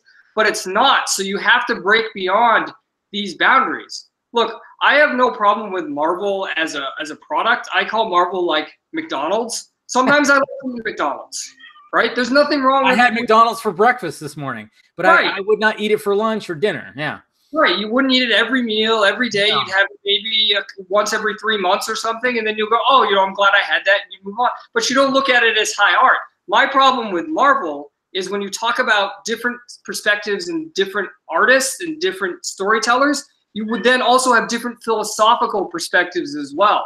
My problem with Marvel is it's homogenized ideas. Tony Stark had to self-sacrifice to redeem himself for being a individualist libertarian in Iron Man's 1 through 3. And now we have woke Spider-Man. And as you said, it's woke Phase 4 with, lesbian Valkyrie and female Thor, and Black Panther's all about tribalism and collectivism. So my problem with Marvel is more that it's all the same ideas. Fine, you want to have your way of doing it? I have no problem with that, but have different ideas. What was interesting in Avengers 1, where you had Tony Stark arguing selfishness and Captain America arguing selflessness. That was interesting. That was, yeah. But now it's all the same. They went on a 20-year mission to make Tony Stark into an altruist, and that's my problem. God, you were just wise beyond your days there, sir. Yeah, I'm older than I look. I'm older than I look. Oh, really? I won't ask your age right now, but no, you're saying all the right things. Guess in the chat. Oh yeah, people, guess his age in the chat. You look like you're in your early 30s to me, at least. All right, that's older than I usually get. People usually guess college, so I'll take that. Thank you. Really? Well, yeah. I mean, the backwards ball cap. I mean, I guess. I'm from Boston. What do you want from me? 6, 12, baby, 6. Oh, look at him! Look at him go! Oh man. We got a Bostonian. Are you? Yeah, I remember we actually talked. Are you actually thinking about moving back? Or are you going to stay out here? I'm not moving to Massachusetts though. The Boston is a wonderful city, except in the winter. Oh, fucking A. It's dead cold. Yeah. Yeah. I want to move to Florida, where it's in the middle of the road, right? It's a battleground state, so you get both sides. So I don't have to listen to one side or the other tell me how bad the other side is. And there's no state income tax. Oh, shit. That's why I want to move to Nevada. Yeah, Nevada's a good move too. Yeah, because I got family there. I got well, we got somebody saying that you're in late 20s, early 30s. Somebody said 42, 28, 36. Give that man a prize. 36. 36. Yeah. You're 36? Well, high five, brother. I'm 35. I'm about to turn 36. Whoever that is, whoever the 36 was, wins. There you go. See, this is why I think we just began a beautiful friendship here, Justin. All right, I'm gonna let you go right now. You've said a lot of great things. Thanks. I really want to say thank you for having me on, because I've actually had a really hard time since the beginning of this release the Snyder Cut thing of getting. I've noticed your Twitter. Yeah, well, that's why I disappeared for a little bit too, because in the beginning, when Roberto Matta went crazy, he was battling with people like Fiona and Man of Steel Answers, and it was hard for me to get heard within that noise as well. So I appreciate it, because I really think that what I said is important, and I really believe in it, and I hope people take it 100%. Serious. So I really appreciate it. Thank you. Oh, no problem, man. I mean, that's why I wanted to have you on. Like, when when I followed you, when I came across you, I was like, okay, this guy, I'm liking what he has to say right here. And then I followed you, and then we got in the DMs, and I'm like, all right. When I saw your pictures at Comic-Con doing the thing, I'm like, all right, I got to get you on either the pod or this. And I'm glad you came on. And I'm definitely going to join you at D23. I think that's a very good idea. I think we could do some really good stuff right there and really show people like, hey, if we get these Marvel DC fans, interested in the Snyder Cut, hey, that could really push the needle. And yeah, we're gonna have to talk and arrange that. But I appreciate you coming on, man. And, yeah, anytime you want to have me on, just let me know. Schedule it. If you ever want to come on my show, welcome to the Midside on themidside.com. Let me know, dude. You let me know. I'll come on whenever. Okay, I know you have your podcast, and that's the Midside. Go visit. Let's see. Welcome to the Midside. What is your? Go ahead and plug yourself right now. I did that, but yeah. So the podcast is called Welcome to the Midside. What we do is we witness the farce in our culture every week. We talk about 4 news stories. Then I review a movie. We do something called Trailer Takedown, where we watch trailers and then we say would we hug or tackle that trailer. And then we do like a life advice segment called Life on the Midside, where we talk about something I went through. Like my most controversial segment was we talked about people who back into their parking spots and why they do that. And like people went nuts over that because it's good. But people went nuts over that. So that's what we talk about. You can find it anywhere podcasts are streaming. Just search for Welcome to the Midside, or just go to themidside.com or themidside.com/podcast. All right, there you go, guys. Follow this man. He is intelligent and smart, and he's wearing his ball cap backwards, man. Bostonian, and he's looking good. He's got the Sucker Punch shirt on. Everything. Snyder, I wore this shirt because Snyder complimented it. Did he really? Did you wear it at the Snyder event or what? Yeah, I wore it at Dawn of the Dead. And nice. When I went up to him, he was like, "Oh man, I love the shirt," because no one ever talks about Sucker Punch, man. And I actually asked him a question about Sucker Punch because I had with my co-host, who's my best friend. I had this ongoing debate with him since we did our Sucker Punch episode, where I think all of the phallic imagery in Sucker Punch is intentional. Oh, of course. Right. That's what I said. I was like, of course. And then he said, you can't prove that, blah, blah. I go, if I ever meet Zack Snyder, I'm going to ask him one question. It's going to be, is the phallic symbolism in Sucker Punch intentional? So there's now a video of me asking Zack Snyder that question.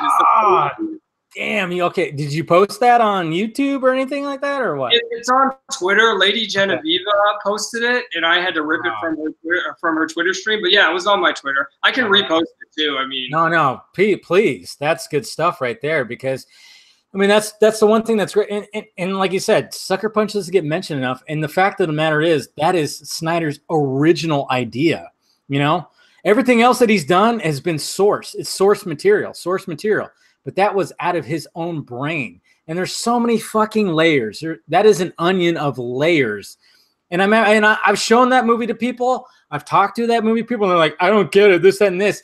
And you just start breaking it down. And you start peeling it. I'm like, this is what this means. This is what that means. And it's like, so I'm glad that you actually did that and you got that answer, because that is absolutely beautiful right there. So follow.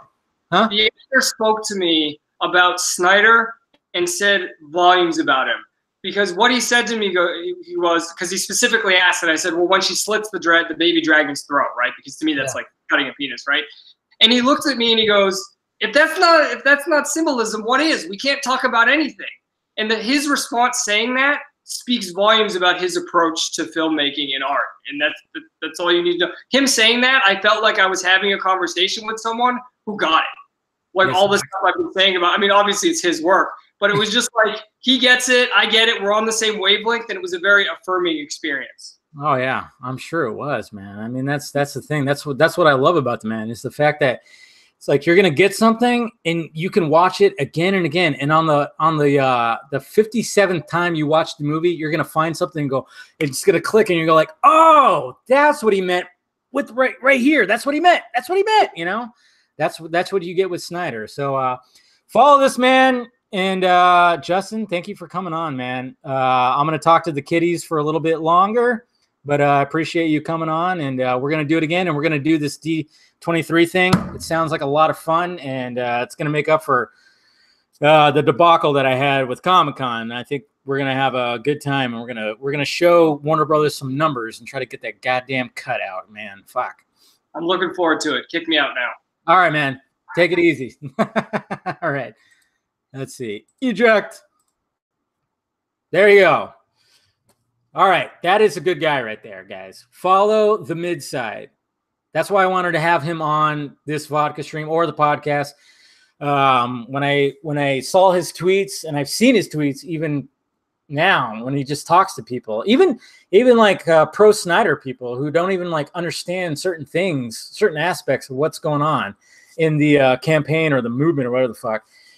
You know, he gets it. I mean, look at it. He very intelligent dude, man. I'm telling you. And the fact that he lives in Anaheim, which is like 45 minutes away. Yeah, I think I'm gonna join. Yeah, no, I'm not. I don't think I'm going to join him at D23. That's a good idea. To have Marvel and DC fans, that's a good idea. What do you think, guys? Did you enjoy that? Ugh.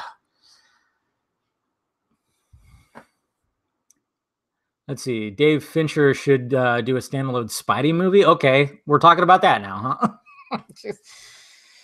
huh? Cali Love. Yeah, it's super hot in Cali right now. Jesus.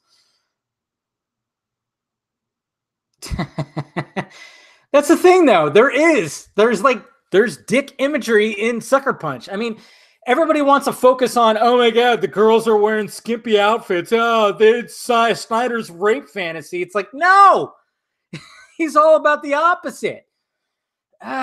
Just fucking pisses me off, man. That's what pisses me off about Snyder's detractors the most, is the fact that they look at the surface level. They don't ever try to fucking dig down and be like, well, maybe he's trying something different. And it's like, yes, start peeling that onion. You're gonna find out that, hey, maybe this guy is not the fucking guy you think he is. Jesus Christ. Well, I'm sure it's hot everywhere. See, he's still in the chat. There's so much dick. Yes. I think I noticed that probably like the 5th or 6th time I watched it. I was just really looking for, I think I was watching with one of my buddies who hadn't seen it. And it was like a whole new experience with him, Sucker Punch. But I was sitting there going, looking for just symbolism. And it's everywhere. It really is. We should do like a watch, like a live watch or something like that, a commentary or whatnot. What, you live in Alaska, Hoskins? Is that where you're from? Is that why you're constantly watching Pornhub? Is Snyder gay? I thought he was married. He's not gay. Yeah, he's married to a very beautiful woman who I met. Absolutely beautiful. And the Giants won. The Giants won. They're continuing to kick ass. Man. Diversity, female strength. See, that's the thing. That's the thing. It's like when you have like a bunch of when you have Marvel, MCU and stuff like that, oh, we got to put female. Oh my god. When it feels forced, it doesn't feel good. It doesn't play out good. To me, it doesn't. It's just all And then you look at Snyder's movies and the female empowerment that he puts in those movies. My God. Well, look at that, Hoskins. Your wet dream is now fulfilled. Amanda has made it. Better late than ever? Yeah, you have. Oh, I'm sorry. Hey, Hoskins, everybody talks about all right. Everybody talks about where they're from. Okay, now that Amanda's here, I'm gonna turn up my AC because I had it set at 76 and it's fucking hot as shit in here. And I'm gonna go to the bathroom. You guys can talk to Amanda for a little bit since jeez.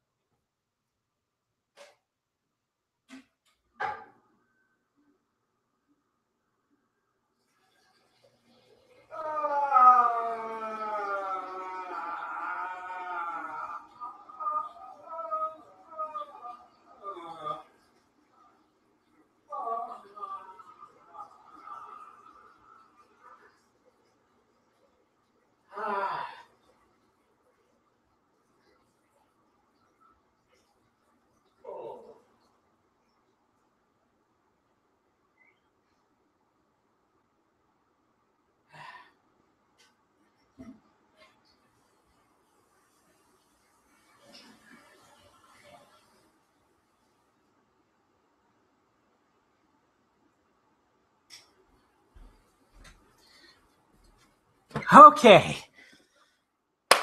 Hope you guys heard that, man. Jeez.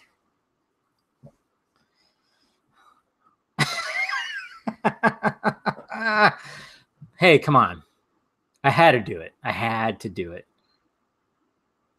Yeah, I had to go because I had a couple of pops, I had probably 2 of these throughout the evening, but I also drink a bunch of water. I did wash my hands. Don't worry. No, I had a couple, and then in the middle of it, I was drinking water too. So, I thought the Giants won. What the fuck? Still going? Damn it! I thought they won. That's not fair. Okay, well, I thought they did. Dick imagery is not sophisticated. Neither was hacks. Oh, shut up. We got a hater in the house, guys. We got a hater. That's Dave's green screen for his vids. Oh, somebody asking about the green monster behind me. Who's excited for Bad Boys 3? I'm actually excited for Bad Boys 3. I'm not going to lie. It's Will Smith. Martin Lawrence. What the fuck? What the hell? Man. What? That's weird. I could have swore that this game was over. That's weird. I don't know. I'm streaming it, so whatever. Been here all night. Hey, thank you, Hidden Shadows. Thank you for sticking around. Hopefully you enjoyed the show. Don't get mad, but please look up Creep Show. What the hell? I'm telling you, Creep Show, is it a fan-made trailer? Sting? I'm a big fan of the original Creep Show movie. And if I knew that there was a Creep Show that was coming out, what service is it on? Is it on Amazon, Hulu, Netflix? Are you sure it's an actual thing?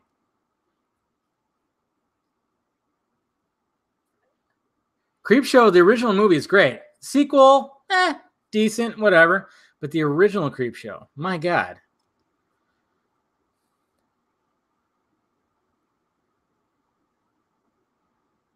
Yeah, I know it was a movie. That's the thing. But Sting is telling me that it's like a new show, like they updated the show, and I haven't heard anything about it.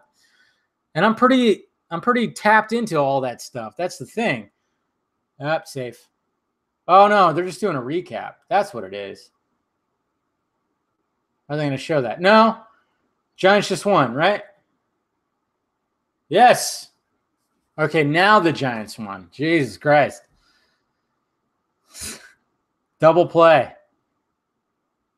Are they going to look at it because that was close? Hold on a sec, guy. Oh, they got him. Oh, his foot? Oh, shit. Sorry. Am I working out? I'm always working out, man. See, Stallone fan? See, Amanda? You're more popular than I am on this damn thing. They got him. They got him. Oh, they're looking at it. Javier, I'm always working out. Bam. The Creep Show series is real. Really? How come I haven't heard about this? This is so fucking strange. That's, I mean, I know like everybody's trying to get everything. They got him. Damn. Oh, what are they going to call this one?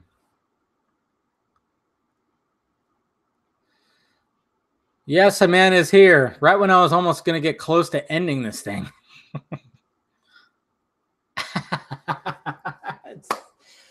That's a good one there, Jester. I like that.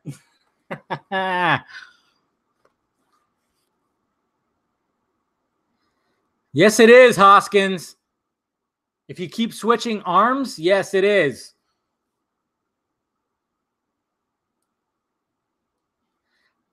Dude, I'm telling you, like, these Giants games are ending in such dramatic fashion. My God. Never end? True that, huh? Yes! He's out. The Giants win. Oh, my God. Good job, guys. Woo! All right. There you go. Made my night even better. Can't end it now, Dave. I know. Apparently, I can't end it now because best baseball movie? Major League. That's right. Major League is the best baseball movie, in my opinion. Fucking love that movie. That was a great catch. Don't ever fucking do it again. Come on. Cleveland Indians. Wild Thing Vaughn. Let's do it. Thoughts on the Spawn movie? Are you talking about the Spawn movie that came out in like 97? Or are you talking about the movie that's supposed to come out soon?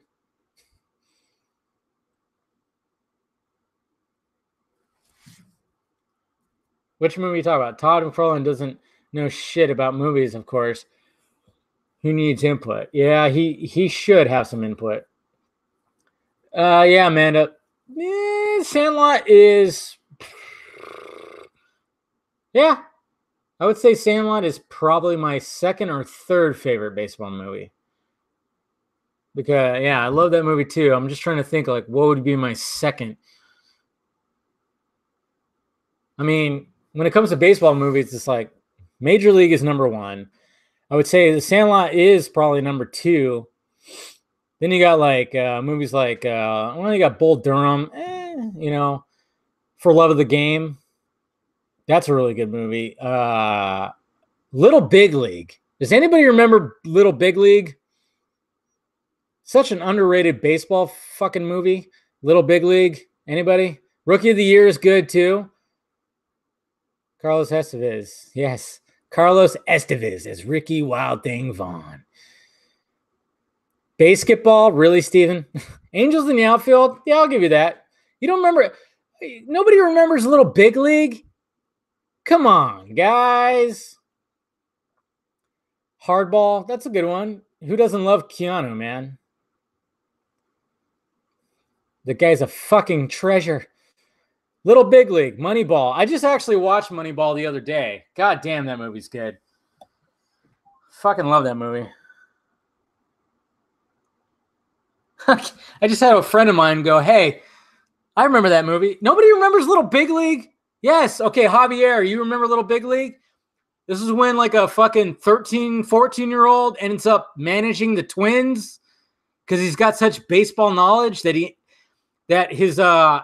his grandfather is the owner of the Twins. He dies, and he ends up giving the ownership to his grandson. And then his grandson goes, you know what? The Twins suck. I'm going to be the manager.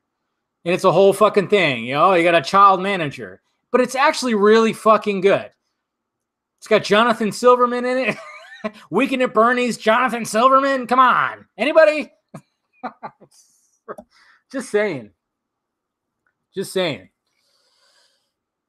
Oh, yeah. A League of Their Own. That's up there, too. Tom Hanks. Motherfucker. Yeah, not Little Giants. Yeah. Little Giants with Rick Moranis and Ed O'Neill. That's a good movie, too, though. I actually enjoyed it. I really enjoyed that one, too. I mean, you're talking about my childhood here. It's amazing. Yeah, Little Big League's good. Please, please go watch that. Take it easy, man. Take it easy, Chand. Thanks for stopping by. 42 is a good movie, too. Yeah. Some people didn't like it. Yes. Yes, Ozzy. No Country for Old Men is a fucking it's the Coen brothers masterpiece. It really is. What about Harley Davidson and Harborough Man? What are you talking about? Blur's Rookie of the Year. I went, yeah. Mr. 3000, Bernie Mac. It was all right. It was all right. Mr. 3000 was all right. What about Mr. Baseball with Tom Selleck? Yeah. There you go. Chester, The Babe with John Goodman. That's a good flick. Yes, The Natural with Robert Redford. Come on. Come on, Tyson. I see where you're at. Dude, I'm all about the baseball movies, man. What's another good baseball movie? We got Rookie of the Year. For Love of the Game. Nobody? Kevin Costner? Pitcher? When he's pitching a perfect game in Yankee Stadium? And they're flashing back to like his story of a love story? For Love of the Game. Anybody. Anybody. That's a good fucking flick. If you haven't seen For Love of the Game and Little Big League, I'm telling you guys, and you like baseball movies, go watch those two movies. I shit you not. John C. Reilly plays his catcher. Field of Dreams. Yes. Yeah, Angels in the Outfield. Yeah. A young little Joseph Gordon-Levitt. Got Tony Danza. Tony Danza's in it, too. That was my Tony Danza impression, guys. I hope you liked it. You know what needs to happen, guys? For Love of the Game. Yes. Yes. There you go. Thank you, Men in Tights. It's a Sam Raimi production. Jesus Christ. So fucking good. You know what we need? We need another good fucking baseball movie, man. We really do. God damn it. We need a new good baseball movie. Come on. An R-rated baseball movie, too. I want another major league, man. Bench warmers. I don't know about that. Oh, yeah. Tommy Lee Jones played Cobb. It was an all right movie. That was decent. It was a decent little biopic. Oh, now we're going to move to vampire flicks? You're absolutely right. Azteca. John Carpenter's Vampires with James Woods. It's good. It's a good fucking flick. I just don't know how James Woods was wearing that black fucking leather jacket in the desert. It looked hot as fuck. Original Bad News Bears, yeah. Walter Matthau. How do you say his last name? Matthau. The vodka is kicking in, guys. Come on. Go Giants. They won tonight. They're kicking ass, man. They've been looking really good right now. They're gonna make a run for that wild card. Dusk Till Dawn. That's one of my favorite vampire movies right there. I think Dusk Till Dawn and Buffy, the original Buffy the Vampire Slayers. That's One of my favorites. Hardball. Yeah. Leather jackets are cool. Yeah, apparently. But have you ever wore a leather jacket in like 100-degree weather? That's uncomfortable, man. Pride of the Yankees? What about damn Yankees? Pride of the Yankees, good. But what about damn Yankees, huh? Goodbye, old girl. Goodbye, old girl. Remember when people were obsessed with vampires from, yeah. Then it just stopped. That's what happens, man, Steven. Yeah, it stops because they realize that it's just cheesy as fuck. Yeah, well, they were really cheesy. Oh, you want to go to a Giants game, Javier? I'm down, man. The fucking Oracle Stadium. I've been there once. Beautiful. I didn't want to leave, man. So beautiful. I had seats like up and looking right out the water. Oh, man, it was perfect. It was absolutely perfect. God damn it, I want to go back. Yeah. The ending shot of Dusk Till Dawn when the titty twisters really, yeah. That was cool. That's Tarantino and fucking Rodriguez right there, motherfuckers. I mean, Tarantino and Rodriguez, when you get those two together, you're going to get some fucking crazy shit. That's why I'm all about Grindhouse, man. I love Grindhouse. Everybody says, like, oh, Death Proof, that's like Tarantino's worst film. I'm like, is it really? It's pretty fucking good. And then you got, I mean, when you mix it, me and my buddy, when Grindhouse came out, we went and saw the whole fucking thing, the whole 3-hour plus thing, you know, at the theater with the trailers from fucking Edgar Wright, what's Eli Roth, all those guys. Rob Zombie in between. That was, dude, we had a great time watching that shit. That shit was great. You had Planet Terror, you had Don't Thanksgiving, and the werewolf movie from Rob Zombie. It was so fucking good. Right in between all that. That was just like a collaboration of awesome filmmakers that just made this really great thing. And I want to see, they should do that again. They should really do that again. That was so good. The Way Back. I don't think I've seen The Way Back. I don't think I saw The Way Back. No, I'll have to check it out there, Chand. Robert Rodriguez almost did a Superman movie? Really? Hey, what's up, Unsung Hero? How you doing? Rob Zombie is Ozzy in disguise. Yeah, but he could actually talk. Yeah, Rob Zombie can actually talk. Reboot the Howling franchise. Talk to Rob Zombie. Speaking of Rob Zombie, I still want to see I'm looking forward to 3 from Hell. His wrap-up trilogy, House of a Thousand Corpses, The Devil's Rejects, and now, yes! Oh, rest in peace, Luke Perry. My favorite role of Luke Perry is Buffy the Vampire Slayer. Pike? Yes. As Pike, I still remember the first time I saw, okay, man, it's going to really show my age and just like, wow. The first time I saw Buffy the Vampire Slayer, I was staying at my cousin's house. And mind you, my cousin, I have twin cousins. And then the daughter cousin was my age. And I was staying at their house. I don't remember why. I think my parents were going out of town. And we went to the video store to rent a movie. And they actually have seen Buffy the Vampire Slayer, but they wanted to get it again. And they said it's good. And I remember my uncle saying, Luke Perry is hilarious in the movie. And he's right. Luke Perry is great in Buffy the Vampire Slayer. Rest in peace. And the reason why it was interesting because they had an interesting house where the twins actually lived in the attic. It sounds really weird, but it was actually, the attic was converted into like an actual room. But it was just, yeah, man. It was an old ass house too. Oh, Film Junkie is a Joss Whedon stan? Fuck you.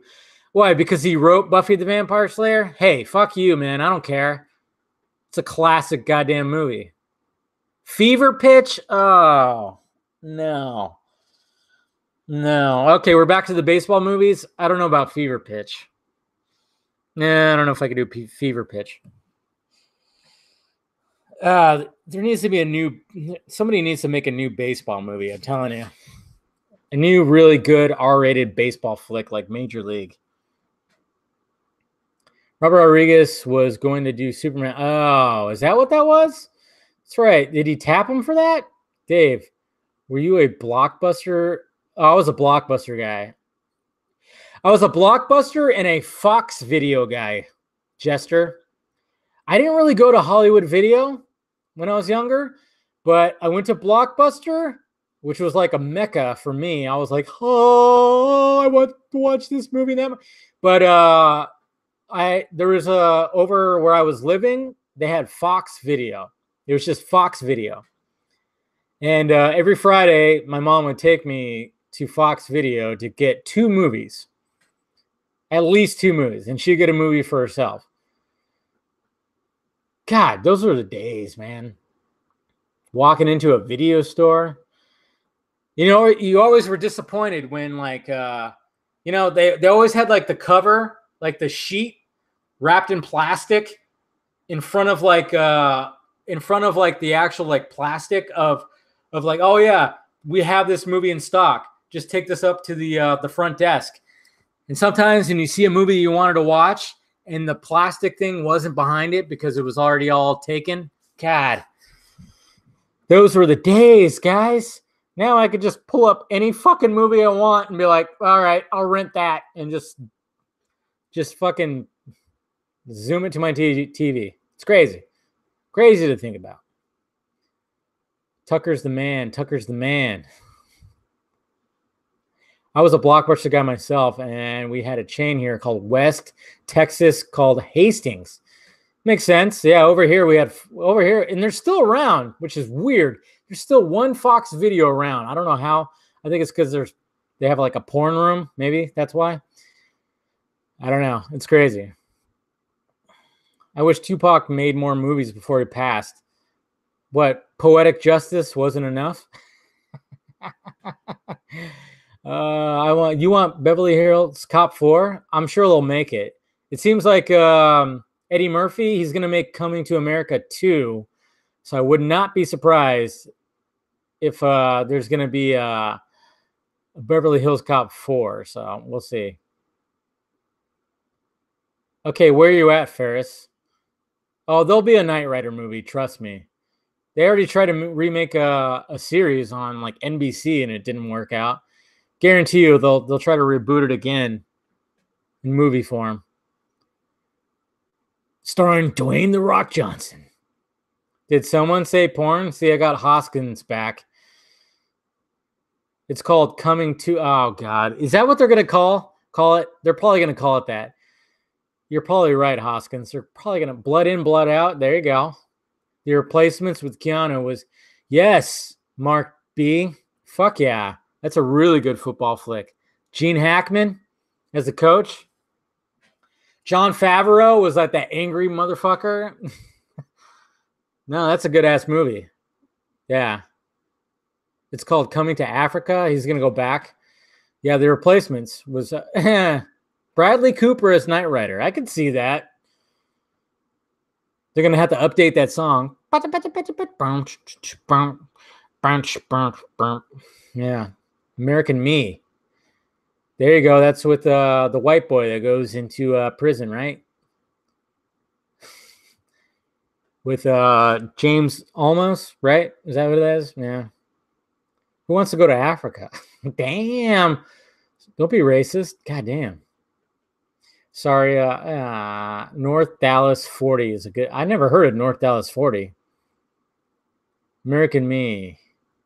I mean... My kid's watching Inglourious Bastards. How old is your kid? Draft Day is a really good movie. Yes. Draft Day is a really good movie. Any Given Sunday, also a good movie. Friday Night Lights, good movie. And now we're going to get to football movies now, huh? Yeah. Oh, yeah, Teth, I'm totally agree with you. Have him make, yeah. He got fucked over on MIB International. Fucking A, man. He got fucked over. David, did you see the Universal for Halloween this year? Yes, they're gonna have a Ghostbusters. They're also gonna have Killer Clowns from Outer Space. I saw that like yesterday. Killer Clowns from Outer Space. That's one of my favorite fucking guilty pleasures. You guys know Killer Clowns from Outer Space, right? They're gonna have a maze. Remember the Titans? Yes, Denzel. Also a good football flick. We're gonna talk about football flicks now. Any Given Sunday was just it was so hardcore. What's my favorite football movie now? There's Varsity Blues also, guys. Don't forget about that movie. Well, fucking A, you're the one that gets all the good tickets, Amanda. You're the one that took me last time, which was like 3, 4, 5 years ago, whatever the fuck it was. We Are Marshall. That's also a good movie. Dave, why you stopped watching? I haven't stopped watching Disney movies. I watched The Lion King a couple weeks ago. Yeah, Varsity Blues. That's a good one. Yeah. Nobody. Longest Yard. Which one are you talking about, though? Are you talking about Sandler's movie? Or are you talking about the original Burt Reynolds? They're actually both good. I'm not going to lie. Both Longest Yard movies are good. They really are. Both Longest Yards movies I actually enjoy. I can watch both of those. Oh, shit. And, of course, Steven brings out the... Well, hurry up, Amanda. Let me know. I'm down. And we're going to walk slowly through the Chucky maze. Football starts next week? Holy shit. Does it really? Yeah, it starts at the beginning of August, huh? Damn. Yeah, Sting. That's the thing. It's like both Longest Yards movies are really good. I can watch either one. Like if someone's like, hey, we're going to put on The Longest Yards. Which one? I don't care. They're both good. Like the Adam Sandler one is actually pretty fucking good. Why'd you say? Oh, wait. Somebody said Stranger Things. Oh, we got to talk. Dave, without spoiling it, can you tell me why people are salty about new Stranger? I didn't know people were salty about new Stranger Things. I'm going to make, yeah, you're going to walk behind me? We'll walk slowly. Is there even a Chuck? Well, yeah, there's got to be a Chucky. There's got to be a Chucky part because the new movie just came out. They have to have a Chucky maze. Can we get a whole chat to chant Rudy, Rudy, Rudy? Come on. Rudy, Rudy, Rudy. Yeah, one step. We already talked about the replacements. Yeah, there'll be a Chucky. There'll be a Chucky maze and be a Chucky part. Stranger Things is excellent. Stranger Things season 3 was better than season 2, I think. I don't know why, if people are saying that, I don't know. I've seen some chick bait, we went wrong. Nah, there we go. Everybody, there you go, Steven. Rudy, Rudy, Rudy, Rudy. And my new guest is Sean Astin. Just kidding. That would be pretty sweet, though, if that happened. Imagine I pulled that off. Imagine if I pull that off.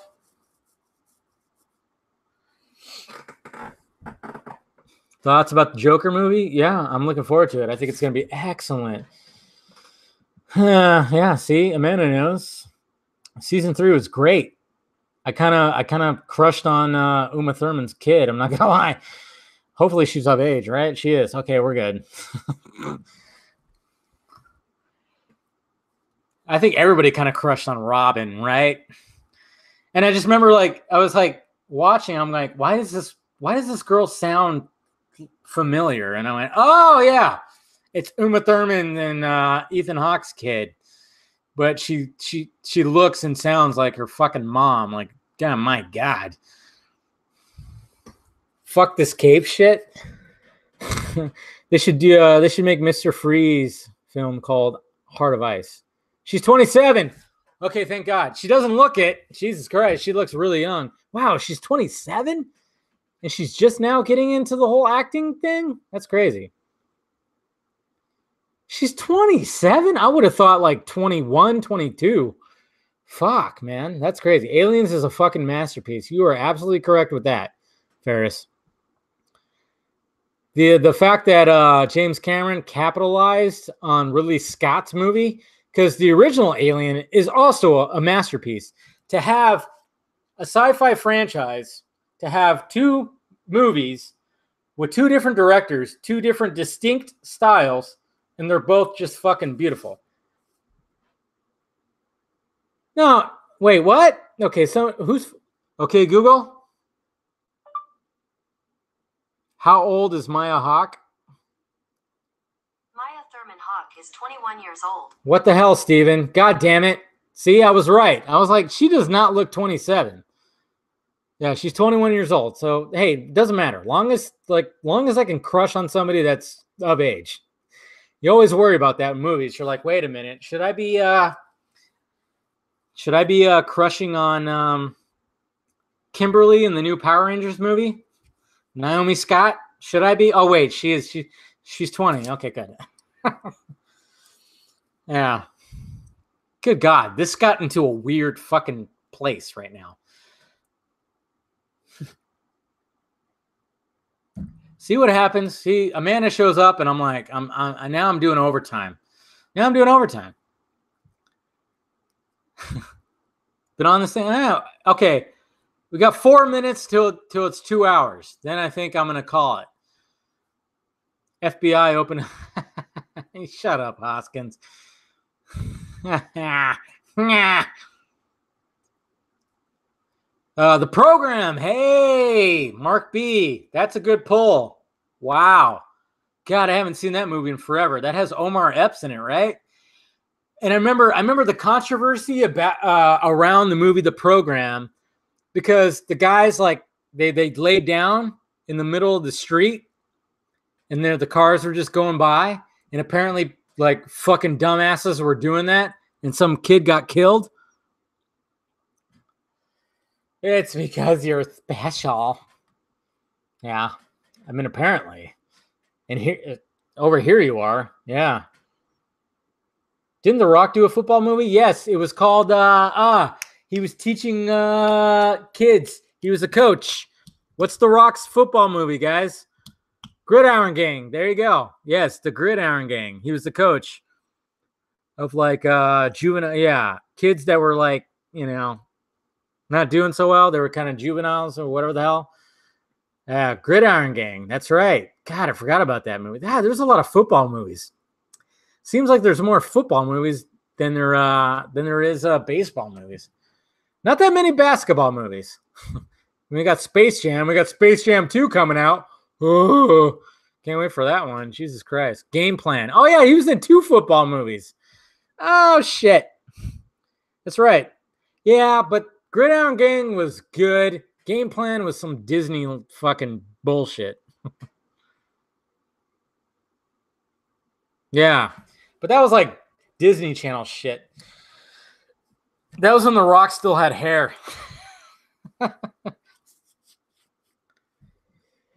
Johnny Depp as a Riddler? I don't know about that. Ugh.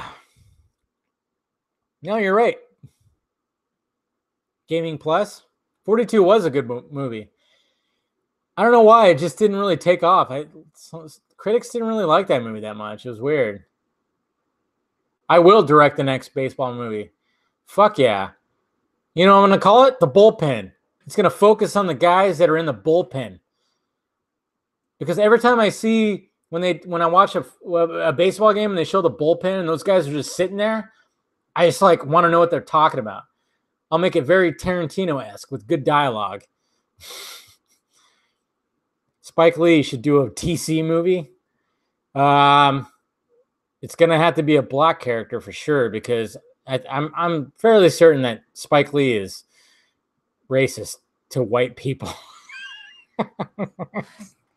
Glory Road was Disney. Yeah. Matthew Good. Why? I'm trying to put a... Oh, yeah. Wait. Who's Matthew Good again? Matthew Good. Why? I'm trying to remember... Oh, yeah.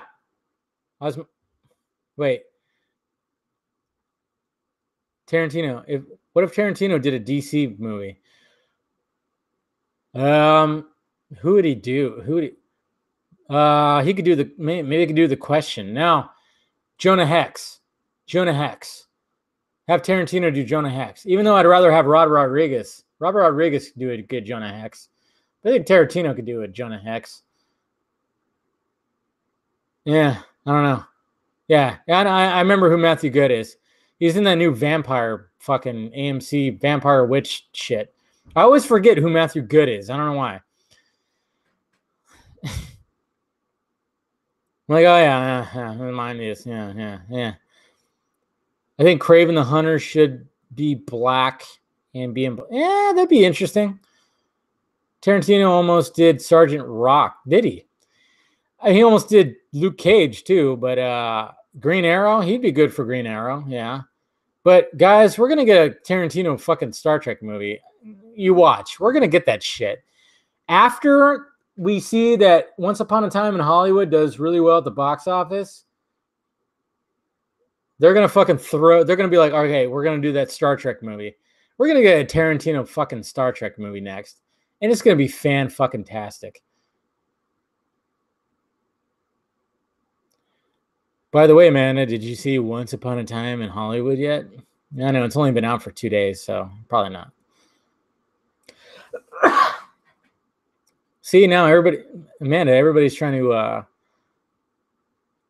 cast you as a superhero. Spike Lee did white people movies like, 25th Hour, with Edward Norton, and wasn't that Rosario Dawson in there too?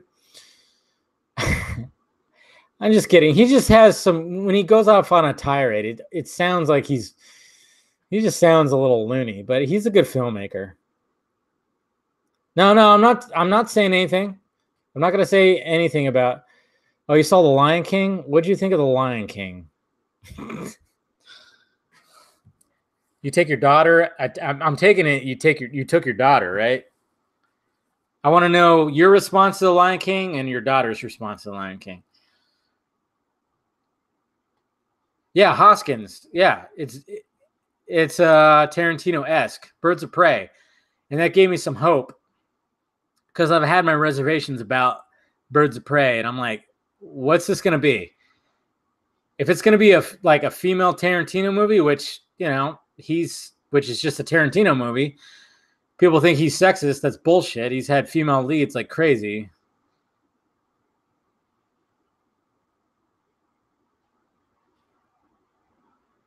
Beam me the fuck up, Scotty. Yeah. Yes, it'll be authentic. He said there'll be gangsters in space. Come on. I took her. She was a pain in the ass and bored. Thank you. I like some parts that reminded me of the original, but it was just, yes. Thank you, Amanda. We agree. The new generation does not like the new Lion King movie. So I remember seeing a kid who was bored as well. And it just, all it was like Jon Favreau didn't need it. Did he actually direct? They didn't need a director for that movie. Yes. Pumbaa and Timon, whatever the fuck his name. Yeah. I thought they were going to annoy me, but they were actually pretty funny. And I love the fact that Pumbaa, they actually had him do the do the Seth Rogen laugh. I was like, cool. That's my best impression of Seth Rogen laughing. that hurts.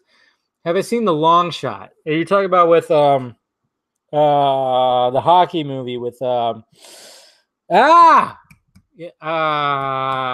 with the fucking salad dressing? God damn it, Paul Newman.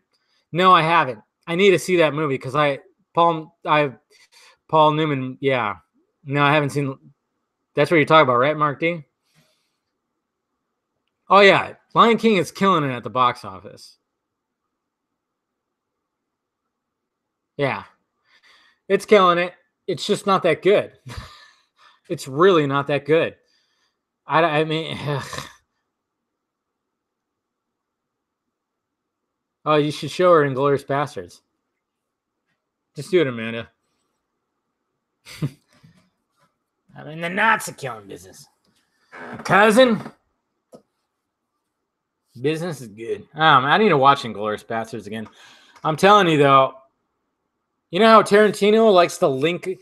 Tarantino has his own universe, and I'm pretty certain that Brad Pitt's character in Once Upon a Time is a descendant of his character in Inglourious Bastards. I'm 100% sure. Yeah, see, that's the thing. Fuck Donald Glover. Holy shit. Nah, I don't think I need more vodka. Seth Rogen and Charlie Sheen. Oh, that long shot. Oh, I was thinking slap shot. Oh my God. That's what I was thinking, Mark D. I haven't seen Mark B. Sorry. I was thinking slap shot because we were talking about sports movies. So I was thinking like that. No, I haven't seen The Long Shot. I heard it was good, though. It's got a lot of good reviews. So maybe I'll watch it one of these days. Dave, Google Maya Hawke boobs on the red carpet. I want, oh my God. It seems so wrong because it's just like, it's Uma's daughter. Didn't Aladdin cross 1 billion? I don't know if it did. I don't think it did. I think it got close, but I don't think it did. Did it? Did Aladdin cross 1 billion? I don't know.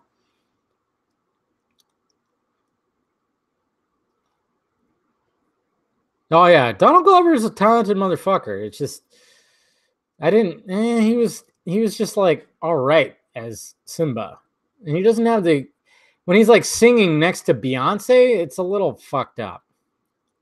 Can you and Tyrone Magnus do a collab? I don't know if he'd actually do it. He's got like hundreds of thousands of subs. I only got 31. You guys need to spread the word.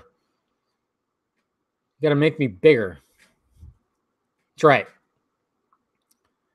Do it. Dong Shot was funny, and there's a scene there's something in your laugh your ass. Okay, I'll watch it. I heard it was good.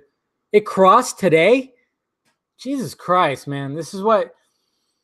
It's scary, man. It's fucking scary. I mean, as much as like I can enjoy these Disney and Marvel Studios and blah, blah, blah, but the fact that they're just killing it this year is kind of scary.